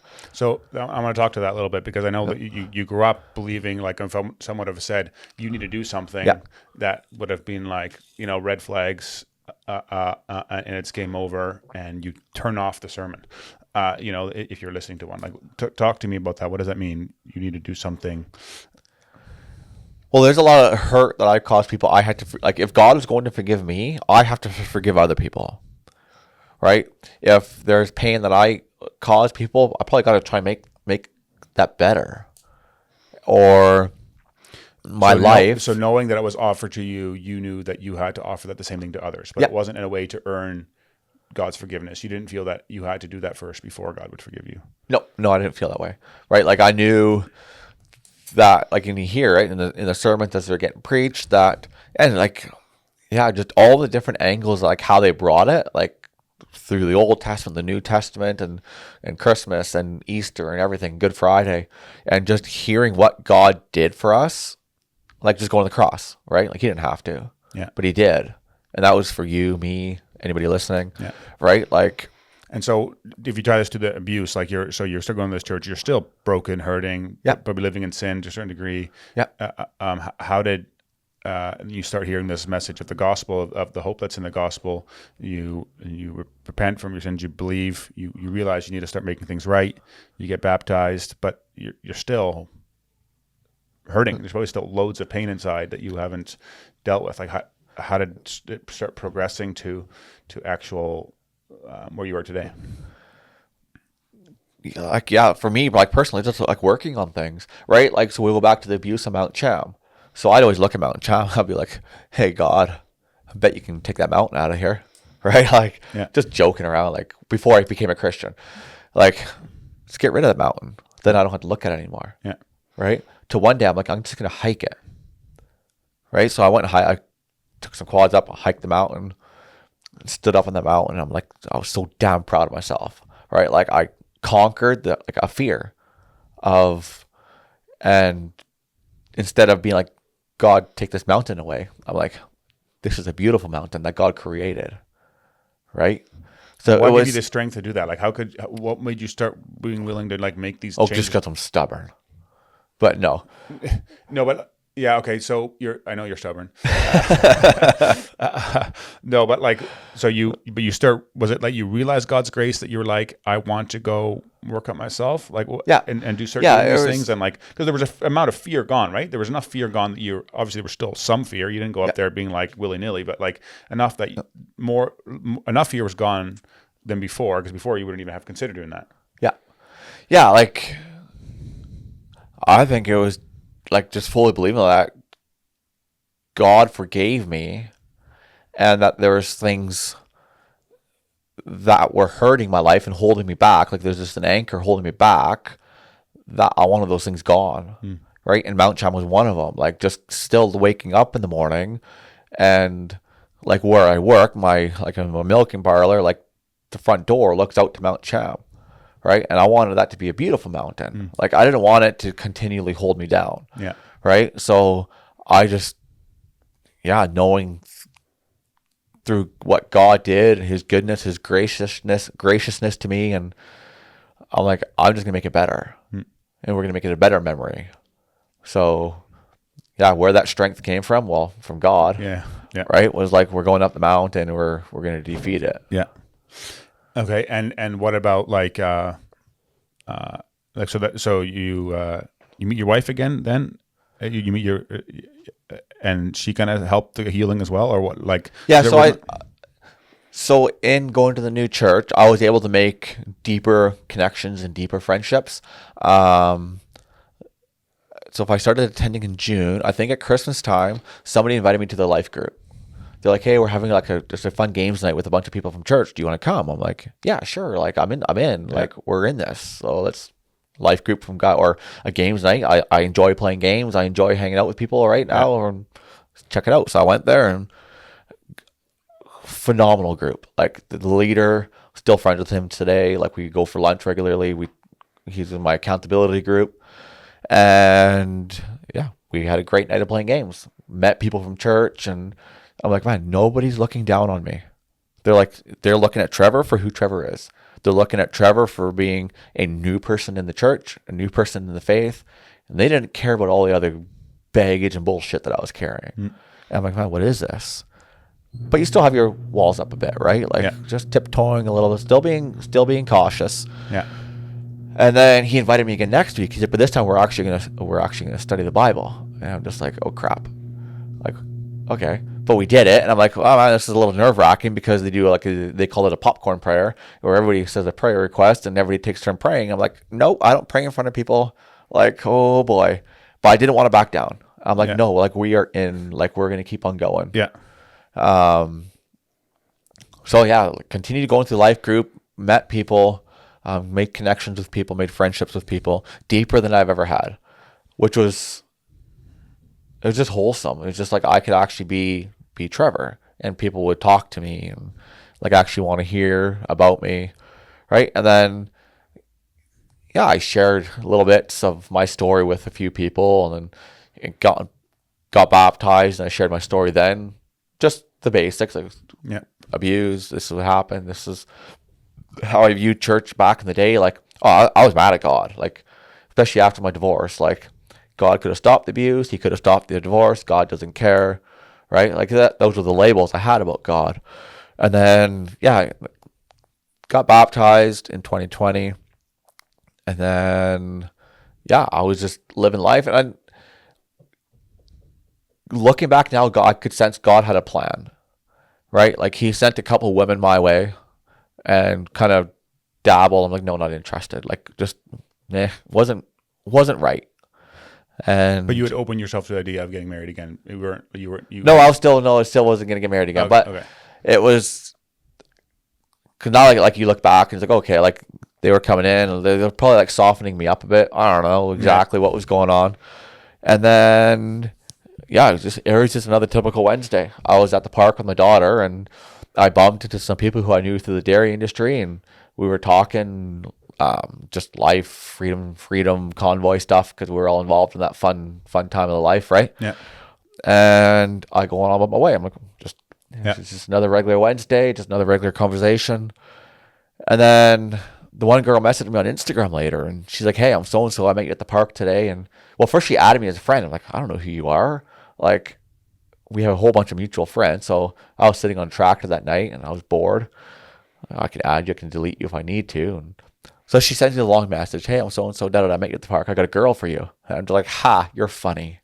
And she's like, "Yeah, she's from Surrey." I'm like, "You're even funnier. It's not going to happen. Like nothing's going." A girl from Surrey. A girl from Surrey, a farm guy from Chilliwack. Not going to happen, right? Like, no. And she's like, "No, she's a really nice girl, da-da-da-da-da." And being bored, I just kind of like, her Instagram was open at the time, and I went and looked, like, oh, whatever, she's cute. She had a boy herself, and I have a daughter, whatever. Yep. Well, I was like, just tell her to add me if she wants to talk to me. And she's like, "No, you have to add her." And I'm like, whatever, maybe one day. So I got home that night, and like 11:30, 12 o'clock, whatever, I just added her as a friend, and woke up next morning, 4 o'clock to go to work, and she added me back, and kind of like, my first message to her was, I guess, your friend already told all the good things about me, so I don't have to start with a pickup line, do I? And she's like, "No, you don't have to. We give me your best one anyway." So I'm like, I'll go and Google quick and Google cheesy pickup lines. I sent one her way. And she's like, "How long did it take you to Google that?" And I'm like, man, this woman's got a sense of humor. Yeah. Like, just called me out on it right away. Like, and I don't know, man. Like, we just started talking, and the walls just weren't there. Like, and I remember our first date, like, I told her right away, you know what? I was abused. I had a porn addiction, And I actually killed that like 4 or 5 months before I met her. Like, done. Like, Yeah. and like I had a porn addiction. I had this. I got this stuff. I just told her everything, and she just listened. And we went on another date, and the wall, like, there's no walls, like there's nothing there. Yeah. And we could just like talk. Like, she knew the innards of my heart, like no one knew before. I'm like, man, this is weird. Like, I didn't even have that in my first marriage, like how I talked like, with her, right? Yeah. Like, and you think that was because you were more open, or because she had her own stuff and was able to relate, or like what made that possible? relationship with God, right? She was a Christian herself. Like, she was attending a different church, but just just trusting, I guess, and like just how she was. She didn't like feel like give off judgmental vibes, just the way she talked back, and probably because she's a social worker, so she knows how to ask questions. Helps. Right? So it's scary. Yeah. But there was just nothing. Like, it was just wholesome, real connection going on. Yeah. And I'm like, man, like, I love this woman. Like, Yeah.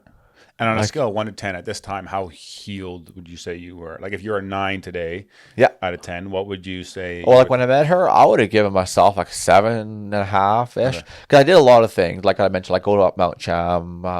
Counseling? I did a bunch of counseling. Yeah. I had forgiven the abuser in the meantime. You had forgiven the abuser. How did you forgive the abuser? What was that like? I said to God one day, I'm like, God, you know what? I can't handle this anymore. Like, whatever he did, I can't stop it. Like, I don't want him running my life anymore. So I said to God, I was like, if I have to forgive him, like, I forgive him, but I'll let you deal with him how you want to deal with him. And that was like just this grasp on my throat was gone, and I could feel a hand from God come and say, let's go, Trevor. Wow.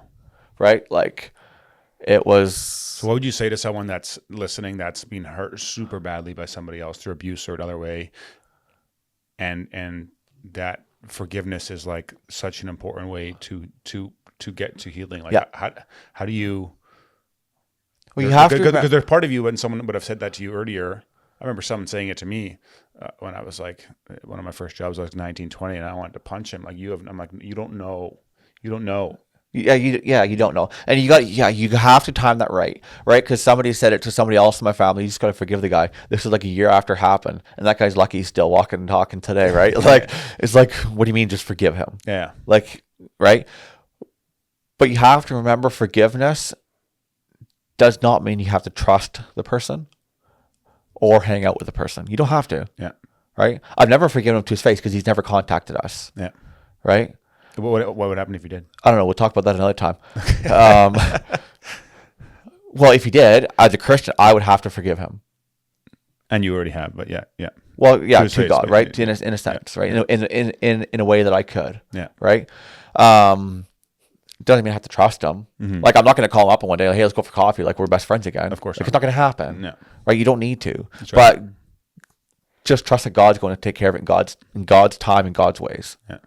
Right? Like, it's not up to us. Justice is not up to us. Yeah. Right? Like, ultimate justice for me is I got to go to heaven one day. No. And what happens to him, he might be there too. Do you think pedophiles can go to heaven? Yep. How is it possible? Like, I know the answer, but I want because everybody can forgive everyone can change a life and forgive them again and ask for forgiveness, right? like by the blood of Christ can forgive anybody. The blood of Christ is for anybody. Yeah. Right? Whether you're a murderer, pedophile, anything. Like, it's at the time it was like, no, this is crazy. Like, what kind of religion is this? Yeah. Right? But that's not up to me to deal with. Yeah. Right? And justice still got done on the cross. It's not like there's no. Yep. It's not like God is just saying, like, I'm going to let these guys go willy nilly. No, like he took all of his wrath and poured it out on his own son. Yeah. On the cross. Yeah. So justice was done. It just got replaced. Exactly. Yeah. Right. And it's like, we're gonna sell a lot of train of thought, but Okay. Well, if it's like, what if he goes to heaven one day? I'm not gonna know it when I get there. Yeah. Because sin is not in heaven, so I'm not gonna know it. Yeah. Right. So that's a comforting thought. I know the sin here. In heaven, I will not. Yeah. So you move on. So you move on as best as you can. Here, yeah. On this time that I have here. Yeah. Okay, so you get married, and then your wife does this thing called freedom sessions, and then you did freedom sessions. What was freedom sessions like for you? Like explain it, what it is, explain your process through it, what it was like, and what it did for your healing. So what or how did I feel about it? It was terrible.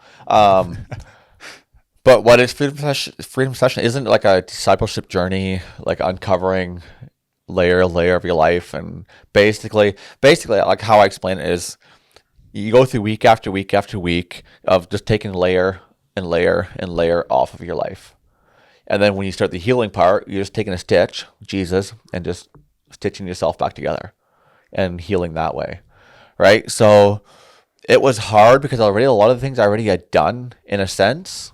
But freedom session took it a little bit deeper. But it was still brutally hard for you because I know there was times where you. Oh, there's times I was ready to burn the books and burn the church and never look back. Yeah. Right. Like it was because it takes you right down memory lane, if you want to call it memory lane. Yeah. You have to go face. You have to go talk and face all the shit. Like you have to write down. You wrote down in detail what happened. Right? Yeah. There's stuff in my abuse that came up in freedom session that I had blocked out so far back in my brain, but it's still there and it came out. And there was one day I was saying, I was just shaking. I'm like, man, it's done with this place, done with this. And I think that was during the inventory sessions where it's like continually going back and back to the people that hurt you, or the pedophile keeps coming up and keeps coming up and keeps coming up. And I'm like, oh, this is dumb. Like, why would anybody take this? Yeah. But do take it. It's very helpful. Yeah, definitely do take it. Yeah, like at the end, it was a lot of fun at the end, right? Like, and in fun, it was like the group of guys that we had together. That was fun. Like just meeting every Thursday with those guys was fun. Going through the stuff, like healing, making amends, forgiveness. Was any of the healing chapters or weeks? Was there any that stick out to you that really like had a big impact? Like going through like the forgiveness prayers, or was it like the forgiveness is one of them. Like actually, like forgiving yourself, or was it forgiving myself for things I let like.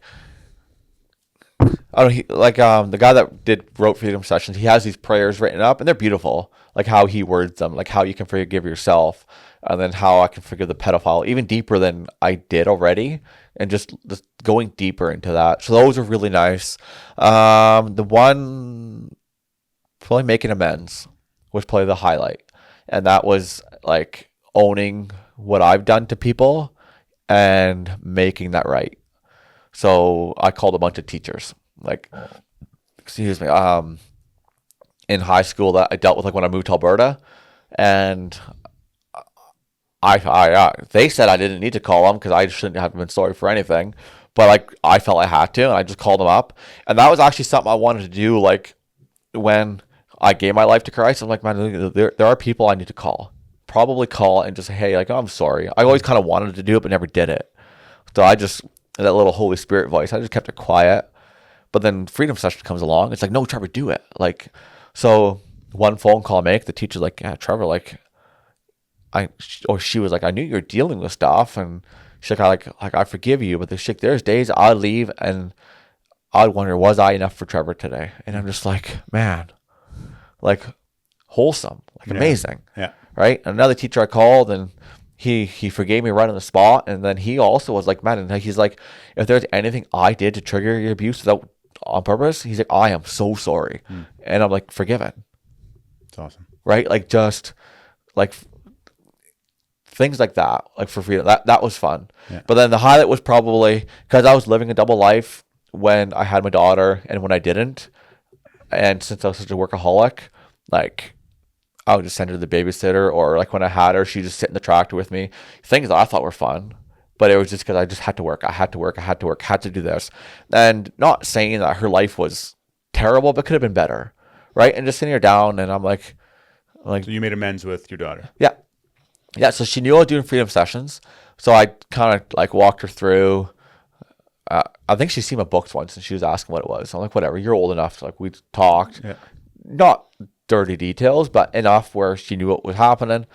And then, I was driving her home one day and we were talking, and I just said, you know what, Dad, sorry for this and that. And she looks at me, she's like, Dad, I forgive you. And I'm just like, sweet, I have another chance at this. Yeah. Right. It's beautiful. And what's that? It's beautiful. Oh yeah, no, it was awesome. And like, she's a gem, right? And she's probably thinking like, Daddy, this is like, why are you talking to me like that? Right? Yeah. Like, Yeah. so, but you know what? I have my 11-year-old daughter. My wife came in with her son. We're having a baby on the way. Just knowing that you can go to your children and apologize and showing what it looks like to be sorry and forgive and this and that builds that relationship that I talked about earlier, that if your kids ever go through anything, they feel comfortable coming to you. Yeah.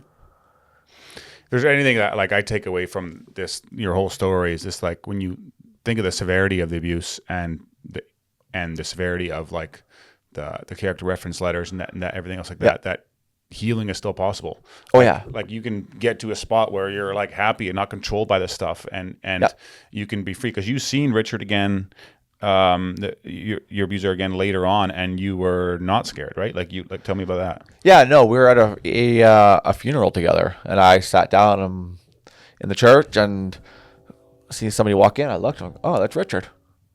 And I'm like, whatever. He sat down and he was in my line of view. I'm like, oh, I'm not going to let this affect me. So I just moved over. There's somebody blocking our view. Perfectly fine. Like, don't have to worry about it. Went to the graveside. I seen him there. I just didn't stand near him. Like, don't let it bother you. Yeah.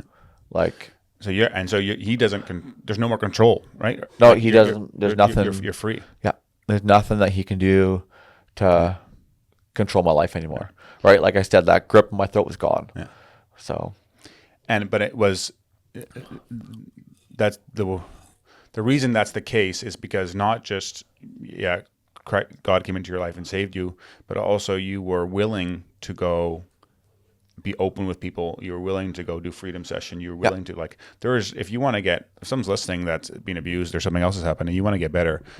To be real. But you got to go put in some hard work. It's not like you just go do this and it's like, oh, I'm just going to go talk about it. It's like, put your boots on the ground, get to work grind. And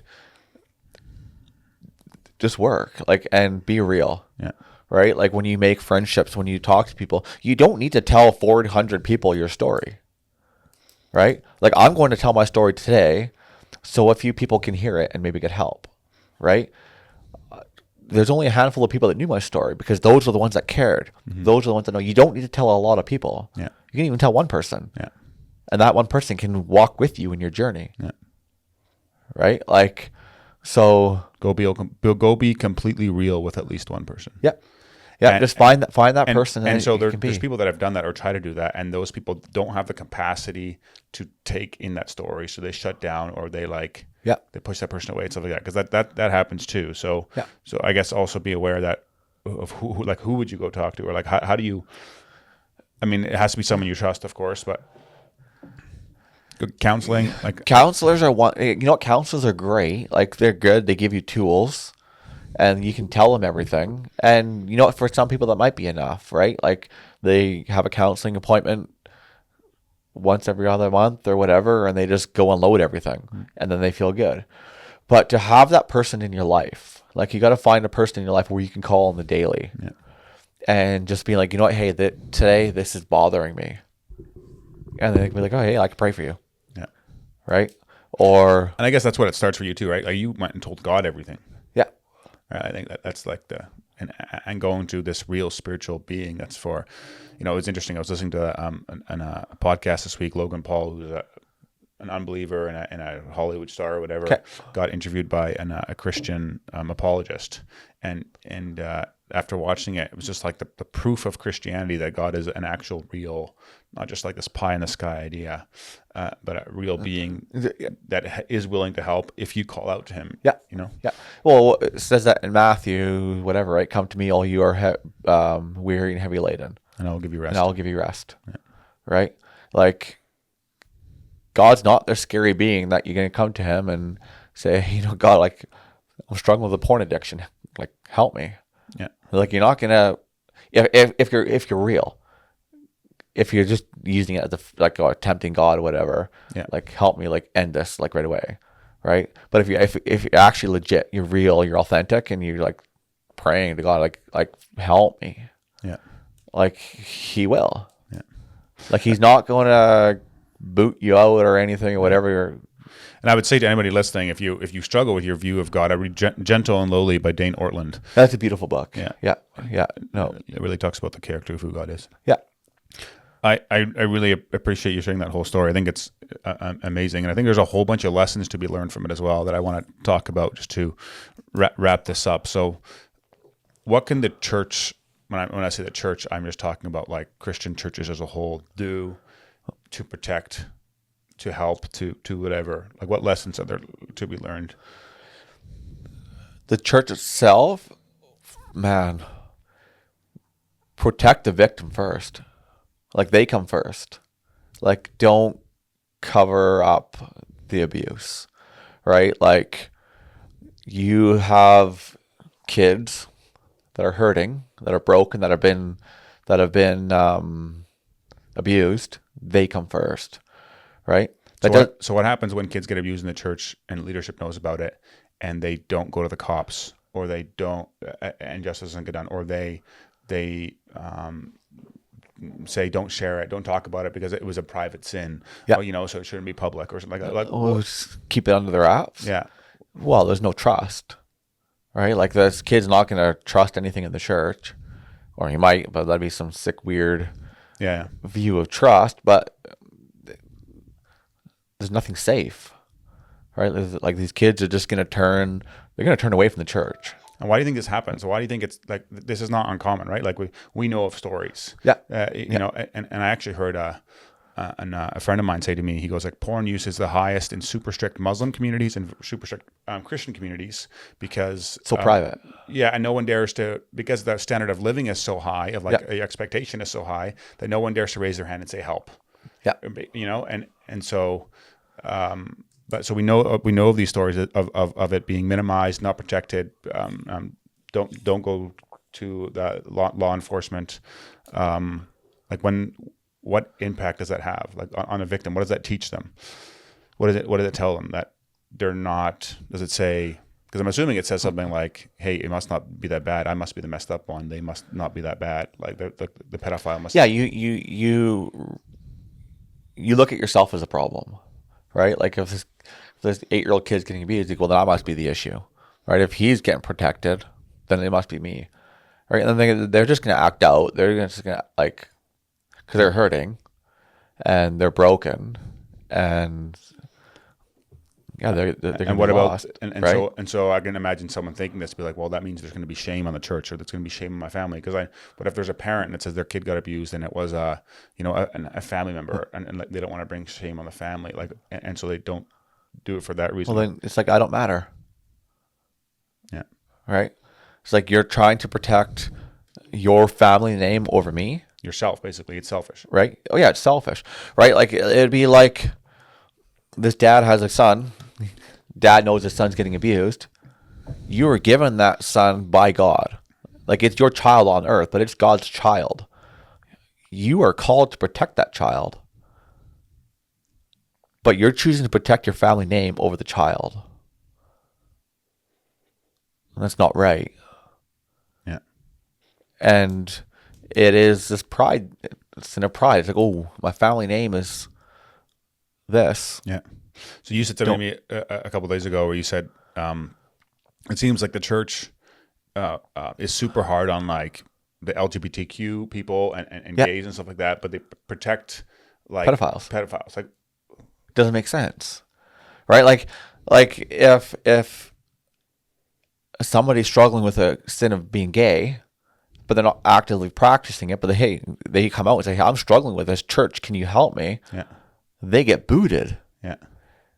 But pedophile comes which is awfully wrong, by the way. Like, no, it's not right. Yeah. Right, because but it happens. It happens. Yeah. Right? You can read in the Bible, it talks about all the different types of sins, and they're all within the same text, in the same sentence. Like, no sin is more than the other. Yeah. But then it's like, this guy was abusing children. Ooh, let's cover it up because of my family name. Yeah. Right? And it's sort of the sense of, if a person comes out as gay or practice or struggling with a gay sin, they get booted because, oh, you might taint my family name now, so get out of here. Yeah. Right? It's like, no, we gotta come around these people. I think it's a really good point you Right. bring up, because it's a self-protectionism of again, fear, right? It's based out of fear. It's a decision based out of fear to protect yourself, to not Yeah. talk about it or to talk about it. And if someone is not completely open about their own sins and their own failures, then you want to protect yourself and give an image that you are actually better than you are. Yeah. And so when you're in a community where everyone's kind of pretending to be a little bit better than they actually are, Yeah. that's where there's the highest judgment and the highest like space for what you're saying is this, like protecting or hiding, or Yeah. it's so important to be real. Yeah. Just, yeah, like you said, be real. Yeah. Build. Kind of reminds me of that quote. It was I think Jefferson Bethke has a little spoken word thing called Jesus versus Religion. Okay. And he says the church isn't a museum for good people. It's a hospital for the broken. Yeah. Yeah. When you're trying to protect or cover stories up, you're saying it's a museum for good people. Yeah. And it's not. Everybody in the church is broken, hurting, and we all need Christ one way or another. Yeah. Right. So in that sense, like, if it comes out that there's a pedophile in the church, first and foremost, the church has to look at the family of the abused, right? How can we help you? The pedophile's got to get asked, hey, you cannot come here until either allegations are proven in court as true or false. And what happens after that, so let's say they're true, the church still has to surround the pedophile with support or help, because they need Christ just as much, right? Like, but not in the same church. Like for me, like, I hated church because of the stigma that was around it for me. I hated the school because of the teachers that were there. Like, these were like people that were constant reminders, right? Like, the guy's dad was coming to teaching in the same school I was at, right? So that was like a reminder day after day of what happened. So if you want church to be a safe place, these people cannot, like, the pedophile cannot be there if the victims are still attending, right?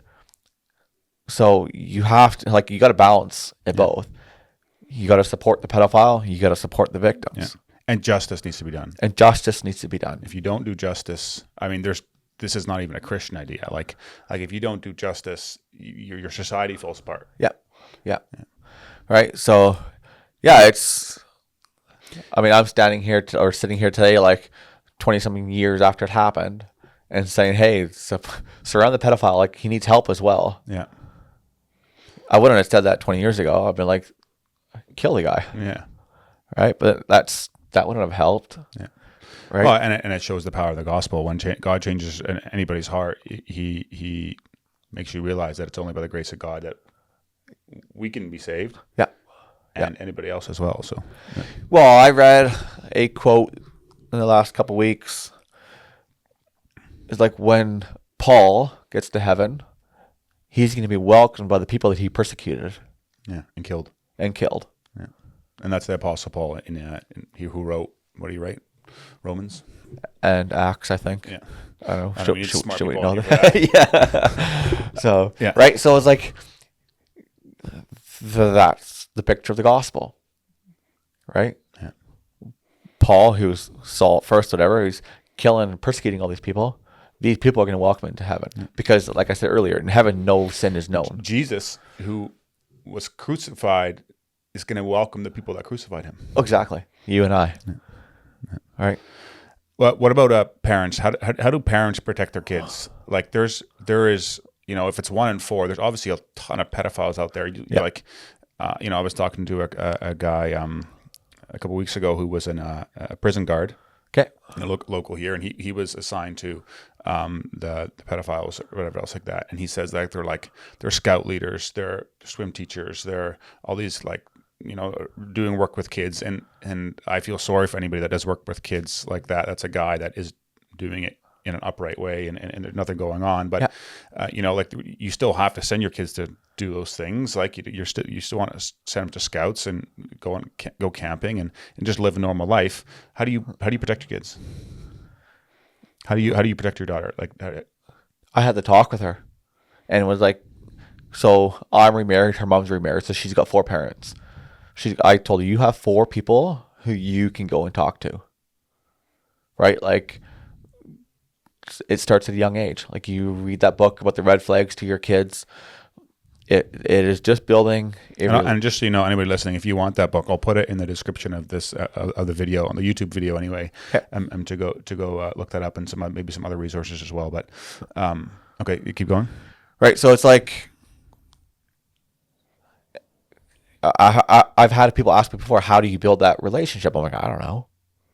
Like, raise them in the gospel, and raise them as best as you can. That. And it's funny, we say that, raise them in the gospel, go to church with them, as I was abused in the church, right? Like, it's such an oxymoron. But like, but practically though, like, do you just, you said earlier in our conversation, like, use the words for the private parts, like, as they are. Use the words as they are. But like, just like, at what age do you say, hey, like, you just start telling them from a young age, hey, if someone touches you, don't, like, tell me right away. Like, you're just openly having this conversation with them. Just be open with it right away. As soon as they like know, like. And another thing is, like, as kids, you don't let. Like, I never let any of my my kids, or my daughter's uncles, ever take her to the bathroom. Right? Like, you just don't set that environment up. Not saying any of my or her uncles are pedophiles, but you just don't do that with your kids. Yeah. Like, there's boundaries. Yeah. And teach your kid to know those boundaries. What about sleepovers? I hear like a lot of prosecutors saying that, like, my kids are never going to sleep over. Oh, my daughter doesn't do sleepovers. Yeah. And why? It's because the people that she's asked to sleep over have older brothers. Not saying they're pedophiles, but why set it up? Yeah. Right? Why set it up to where they can do anything to her and hurt her? Is that fair? I don't know. Right, but like, how it's worth keeping her safe. Yeah. Like, those kids, like they can come over anytime.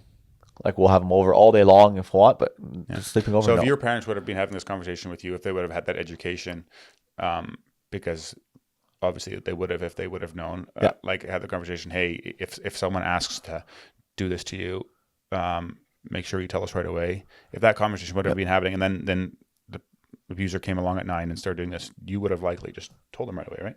Probably, yeah. Right? The first time you go home and say, hey, like, this happened. Yeah. Or they would have been, like, the red flags book. Hey, like, any red flags today? And like, this happened. Yeah. Right? And then how do you respond as a parent? Right? So your child comes to you and be like, hey, mom, hey, dad, like, this happened to me at so-and-so's house. As a parent, you got to now surround the child with love.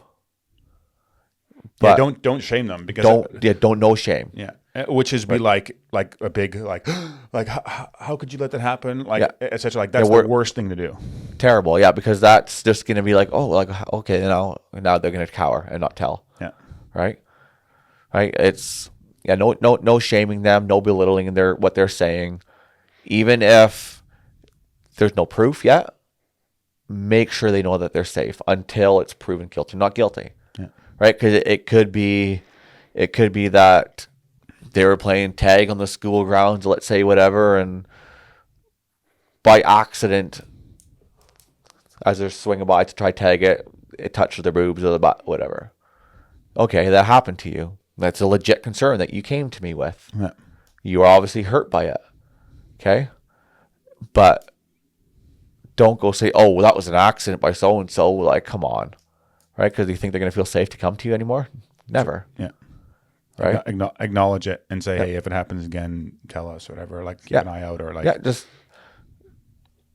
keep coming to us. Yeah. Make it known, there's a lot of abuse victims that were in your spot, that are in your spot, that haven't told anybody. Yeah. That don't want to go to the cops, that don't want to deal with it, that are like, most of them have turned this off already and be like, I'm not listening to this shit, because that's what I would have done for a long time as well. Just like, no way, I'm not even gonna, like, that makes me think about all these terrible things that have happened. But I know we want to end the podcast this way of just talking to them and giving the hope that and healing that you have, and that is possible and real. So we're probably going to just pause for a bit here to get you gather your thoughts on a clip what you say. But what would you say to them? to the people that are still in hiding or still scared, that the damage is done. You can't undo it. But there is hope. So how can we support you? How can we help you feel comfortable or get you to a place, or who can I get you in your place to help you talk? Because that it's worth it, right? It's worth it. Yes. To go deal with it. Because why is it worth it? Because most people are like, you can breathe again, right? Like you walk around with a bag of bricks on your back, and it's the guilt, the shame, the scare. No one's gonna believe me. The titles you put on it, like the loaded titles, the worthlessness, like all these titles you put on yourself, just to dump them off and be like, no, well, I'm not any of this, right? And knowing that, would you rather have the pedophile running your life, or whoever hurt you running your life, or yourself? Because when you dump all that stuff off, now you are in control of your life. Yeah. When you carry all that stuff on, he still, or she still, whoever the abuser was, is still in control of your life. Yeah. So when you can let it go and let God take control, and you take control, that is like, you'll just get a spring in your step, and you'll feel free again. You'll feel happy. You can make friendships, like deep friendships again. Yeah, and be real and help others, right? And help others, yeah. Would you be willing, if someone's listening and says like, hey, I need to talk to Trevor, they can reach you up on Instagram? You can put that in the bio? Oh, yeah, or just reach out like to me, or message Kyle on here and be like, hey. But even that's indirect, right? But yeah, you can look me up on Facebook, Instagram. Yeah, I'll tag you in the bio this recording here. So yeah, and if people come to me, it stays between me, right? Like, and that's another thing. You have to be confidential. If anybody comes out and be like, hey, this is my first time talking to anybody, well, you better shut up. Right? The person that's listening better just shut up and listen, and make sure that person that's talking knows that you're not going anywhere with what they just told you. And don't give advice, and don't try to fix. Yeah, just let them talk. Let them spill the beans. Let them be like, hey, like, I heard on the podcast you felt this. Like, I felt the same way on this and this and this. And you can just connect that way, right? But the biggest thing is just shut up. If you're going to go and talk and be like, hey, like, so-and-so did, like, can you believe this? And no, that's not what they came to. That's not what they're coming to you for, right? That's with anything in life, really, right? Like, not just an abused person. It's like any relationship in life. If somebody's coming to you with confidentiality information, like, just shut it. Yeah. Just shut your trap and just love the person and help them. Yes. Yeah. So, well, I think it's super awesome you came on and shared this story. I think there's a lot of hope that it gives to a lot of other people. So if you're listening and you know, or you're still listening at the end of the conversation here, there's hope in the gospel. Healing is possible. What Trevor is sharing, I can very much relate to a lot of it as well, with my own story that I'll share one day in the future with my wife, most likely, and that there's real hope and possible, and that you can get over this shit, right? Like that it's not just something that has to grip you, and also that Christianity is not, which I think is, I believe for a long time, this super dark, bad thing almost that like made your life worse. But no, that actually in the gospel through Christ, your life is better. Life is better. Like it's you can be forgiven, right? You can be forgiven of all your failures and sins. You can be free. You know that there's a future and a hope. Life's beautiful. Yeah. Right. And I should add at the end here, you know, we talked a bit about the schools and the leadership in the church having a negative effect on the case, on the trial back in the day. But they have come, a few people have apologized to my parents directly about their role, and the church itself has apologized to me and say, hey, our role, we are sorry. Like, they know they did it wrong. And wasn't there something that they promised that they would pay for your Yeah, they paid for all my counseling. Yeah, and but like years later, you went back to them after you'd left, right? And Yeah. they still paid for it. Yeah, even after, like, I don't even attend there anymore, and they still paid for it. Like, it was a promise they made, like, hey, we screwed up. This is what we're going to do to make it better.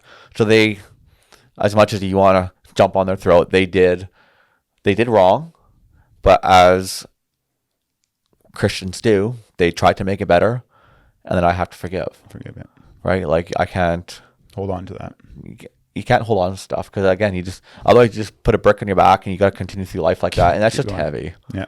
Right? Like, just keep your backpack free of all the BS. Yes. And just carry on. Yeah. And look to the cross. Walk the cross of Christ. Guys, thanks for listening. I hope you enjoyed the podcast. If you have any questions for me or for Trevor, feel free to send them in on social media. I'll put the links in the description. Like, subscribe. If you have ideas to make interview other people or talk to other people about their stories, please hit me up with that. I would love to start creating content. Go buy a lockbox that I talked about in the start of the video. And Trevor hasn't got one yet, but he's going to get one, I think, right? Yeah. I get one for being on the show here.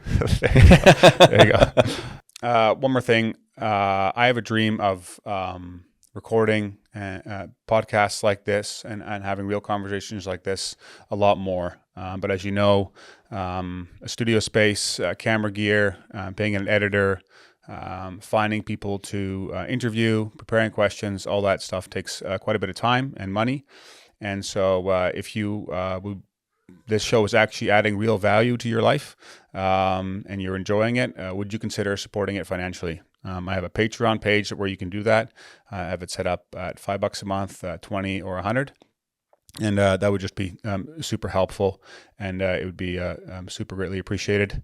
If you can't support financially, but really would still like to help, it goes a long way when you share the podcast with friends and family, comment on it if you're on social media listening to this or on YouTube, like it, rate the show out of 5 stars if you're on Spotify or on Apple Podcasts. But all that stuff just bumps the rating, gets more views, and allows for me to go do more of this. So I really enjoy it. I appreciate your support. Thank you for listening, and I'll see you again soon.